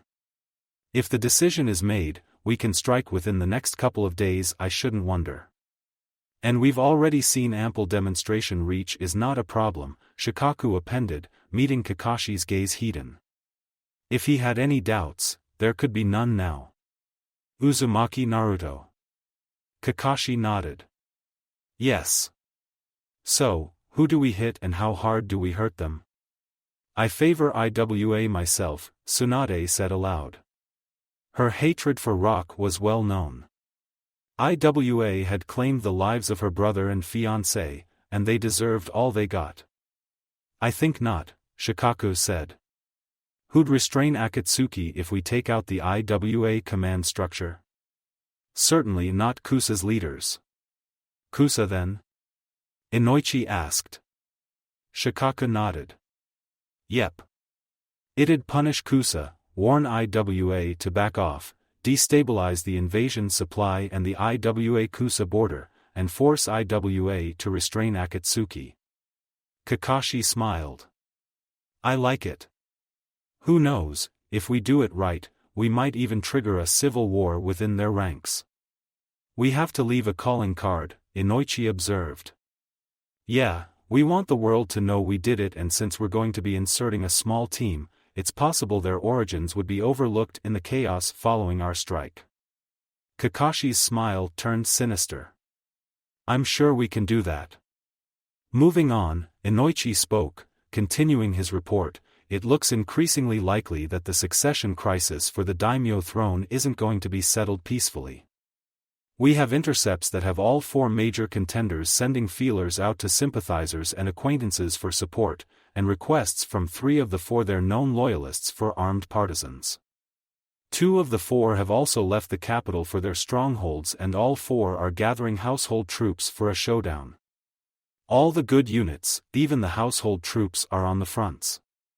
The ones that are on the rear are garrison troopers, remfs and pretenders. Tsunade shook her head. What do they hope to accomplish with those jokers?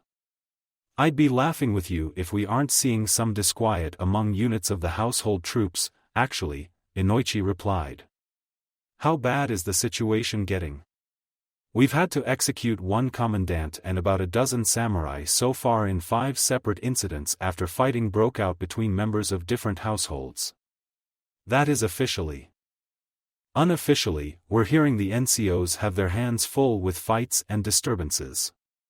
We estimate better than 95% of the cases are being dealt with using non-judicial punishments. That is a large and troubling number, Shikaku observed. Indeed. What can we do about this? We can't have units on the front at each other's throats in the middle of a war with IWA and Kumo, Kakashi asked. Solve the succession crisis before things take a turn for the worse, Inoichi replied, blandly. By working with the samurai and choosing a successor ourselves, you mean? Preferably, yes. Do we have the time? Will the samurai lords cooperate? The samurai lords are uneasy about the current state of affairs. My office has had feelers from about a quarter of them on the subject. That is good news, but the other problem is all four major contenders are scumbags and chiselers unfit to manage a pigsty, much less lead fire country. I think the samurai lords would agree with me on that. Inoichi smiled. In point of fact, a good third of the feelers suggested the same thing. Problems of errant noblemen with delusions of grandeur can be dealt with easily and often has been in the past, Shikaku pointed out. The cure is typically 100 grams of steel applied at the proper time and space. Tsunade chuckled and shook her head at Shikaku.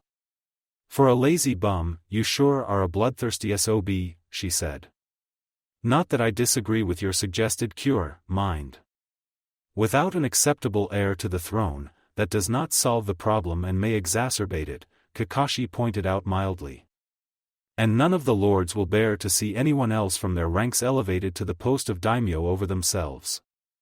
Perhaps we should let the situation evolve a bit further then and see how things pan out? Shikaku suggested. Why? I can only see it getting worse as time goes by, Inoichi replied. The waters are too muddy now. Perhaps a proper candidate will emerge, or the four will choke and die. Who knows? Pigs may even learn to fly. But mostly, I want us to lay down the law after we burn grass to the ground. We'll have breathing room afterwards to do whatever needs to be done. The last part sounds reasonable, Kakashi conceded. I think we have covered the issues to everyone's satisfaction for the day. Let's call in my students and apprise them of the situation, shall we? Naruto lay on the grass in a clearing, cloud watching. He was flanked by Sasuke and Sakura. They were supposed to report to the Hokage's office for orders in another half an hour, but the present was for relaxation. You guys took over my favorite cloud watching spot, Shikamaru complained, joining them. Don't see your name written anywhere, genius man, Sakura murmured. She had her eyes closed as she spoke. Ha! Ha! Shuffle a little to the left, you three. I want to talk to you. One of Sakura's eyes opened. About what? Shikamaru shrugged. Move you too, Sakura murmured. Two. The Nara, she said, talk. First, I have to thank you three for saving Fire's collective but in wind. We were doing our jobs. If you want to be properly grateful, I recommend a barrel of sake and an all-you-can-eat meal for the three of us, Naruto replied. There are other ways to show your gratitude, but you aren't the proper sex for that. You've got it. The sake and the meal, I mean. You'll have to look elsewhere to have your ashes hauled. Silence. I'm sorry about the Sandame. I know you three were very close to him. Don't be. He went out the way he wanted. But if we get our hands on the bastard who got him. Naruto let the sentence hang. Shikamaru's imagination was healthy enough to fill in the blanks. I don't doubt it, he agreed. He suspected he'd feel the same way if Asuma were killed. Naruto sat up in a huff. See, Shika, this is what I don't understand, he said loudly. There was no call to nuke the city after they killed the third. And there was no reason for Akatsuki to go after him either. I don't understand those goatfuckers. Shikamaru remained silent for the better part of a minute while he organized his thoughts and composed his reply. Sakura and Sasuke rose up and joined Naruto as they waited. I wish I could tell you I understand them, Naruto, he said, finally. To tell the truth, I think they are murderous vermin in need of extermination, and I don't think that characterization is all that removed from reality. Sasuke snorted. But you see, I also think Akatsuki are a symptom of a far greater disease than the disease themselves. What do you mean? The Uchiha asked. Consider the world we live in. Our governments are military dictatorships with power hoarded in the hands of a few. Everyone's looking out for themselves and their clan, and they place loyalty to the clan and to the close family over loyalty to the nation. That's the way things are, Shika.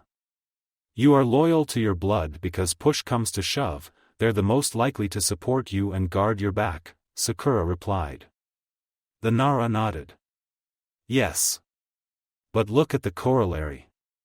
When we trust our families and to a certain extent, our friends, we don't trust anyone else outside the two groups. As example, consider how techniques and such are hoarded by clans. So? Sasuke asked. He could see being loyal to the Uchiha crest and to his team and teachers. Beyond that, while he was loyal to Konoha, that loyalty wasn't written in stone and only existed because his teachers and teammates were committed to the ideal of the hidden village. The point is, so long as most people's ultimate loyalty is to the family and not to their nation, there's no reason to trust or respect the due process of the law unless the judge is a member of your family, and every reason to circumvent such institutions. That way is death in the long run, because ultimately, your descendants will only do well when the country does well. Further, because of the properties of chakra, there is a fundamental inequality in our society. It is the rare individual who has enough chakra to use as a weapon, and that individual has a natural advantage over everyone else. Throw in the various bloodlines and you have further stratification in society. Now, into this melange, factor in that clan and family loyalty is supreme to all, and you get a world where people with the most power abuse the hell out of the system and damn the ones disadvantaged by accident of birth. Where, in fact, the system is skewed to favor those sons and daughters who wield chakra. Shikamaru looked at his audience. Naruto had the look of revelation on his face and Sakura was focused on his words with rapt attention. Sasuke looked contemplative. So, getting back to the point, Naruto, I think an organization such as the Akatsuki is inevitable in our world. Why shouldn't there be rogues who covet and whose supreme loyalty is to power? Why shouldn't there be people who aren't afraid to use power to stomp on others when our cultural ethos lauds the pursuit of power and the plundering of the weak and the powerless? In simple terms, we chakra users are the guardians of the elemental nations for good or bad. But the problem with having a guardian without oversight can be summarized with the question, "Cause custodiet ipsos custodes?" So, Naruto, this war was inevitable, as was Sandaime's death. Sometimes in the dead of night when I'm feeling depressed and thinking dark thoughts, I wonder whether the Yondaime Mizukage was the sanest person in the world, though not nearly sane enough. Because you see, though his solution was murderous and monstrous in intent in the short term, it did not address the question of we chakra wielders, who are also part of the problem. Not just the bloodline clans that he tried to make extinct. Sasuke snorted. You're an idiot, Shika. And I think suicidal. If we go by your words, the single best thing we could do for the betterment of the world would be to die en masse. I did not say that, Sasuke. This is a subject that I've dedicated a great deal of thought.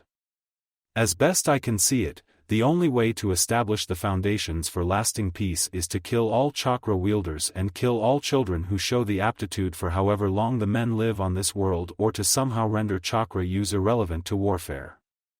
Naruto nodded. Jiraiya was always going on about the cycle of hatred during their sessions, but listening to Shikamaru, the blonde felt that the Sannin had missed the forest for the trees.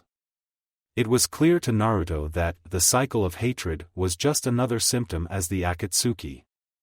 I see. Thanks, Shika.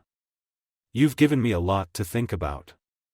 We'll continue this conversation some other time, but right now, we've got a meeting with the Hokage. The Nara nodded. See you around. Yes. Unknown location. Uchiha Madara stared at the unmarked grave. He was running late for a meeting with Nagato and a select few others in Akatsuki, but this was important. There were things that not even his closest associates in Akatsuki were privy, and whenever he needed to get his mad out, he came here. You know, the world is screwed up. It's never going to change. I wish you were alive to save the world, make things right, but you aren't. So, I'm trying to shoulder your burden. But it's hard. The senju stand in the way as always, the vermin. I know they don't know better and I shouldn't hate them, but they have done a pretty good job of ruining your life's work and mine. I wish I had taken out the slippery swine as I did the Uchiha traders. They hid the one tail and we don't know where it's hidden. And now, they have the two tail and there's always our personal nemesis, the Kyubi and its senju master. We need those two-tailed beasts to execute the plan successfully. Watch over me and bless our blessing so that I can bring our goals to fruition. I know we can still pull this off. We need just a bit of luck and everything will work out fine. How bad is it? Jiraiya asked. The kunoichi blinked away her wearily. She was dirty and looked like some chew toy that had been used hard and thrown away, which given the battle she'd survived wasn't all that far from the truth. Bad enough. We lost 2 dead and 1 wounded. The Jinchuriki were waiting for us in ambush and we walked right into the trap. We were lucky to get out alive. You lost them, right? They did not bother with a chase. I suspect they wanted us to spread the world. They would. The news of their presence is enough to force me to make their raiding forces stronger, which reduces the number of units we can have on the field and weakens the overall effectiveness of our force. What do we do? Asked Jiraiya's aide pro tem. Given the circumstances, that was just a glorified way of saying walking wounded. We try to draw them into a trap ourselves. It's going to take a couple of days to set up because we're going to need to concentrate our troops. Effective immediately, the raids on the supply trains cease until we've seen off the Jinchuriki. Yes, sir. The front? The front will have to hold without us for a little while. Because the way I see it, they can hold a little while as we handle the problem or they can hold forever while we push up daisies. Naruto, Sasuke and Sakura were shown into the Hokage's office by the Godaime's assistant. Kakashi wasn't alone. Inoichi, Shikaku and Tsunade were with him. Godaima-sama, Haruno, Uzumaki and Uchiha reporting as ordered, Sakura snapped a crispy salute. Naruto and Sasuke saluted as well, though the form did not bear thinking. Kakashi shook his head. That was pitiful, he told them. Sorry, Hokage-sama, Naruto said seriously. No, you're not, Kakashi retorted hotly. Then, in a quieter voice, he said, I have another mission for you 3. It's going to be hard and you're going to pay the price, but there's no other option. Naruto straightened. Godaima-sama? Please kill everyone in Kusa capital for me down to the cats and dogs. Thank you for watching. I hope you enjoyed it. Make sure to like and subscribe, and don't forget to share this video with your friends. Guys, make sure to help the author by visiting the link in the description. This is Fox Sage, and I'm signing off.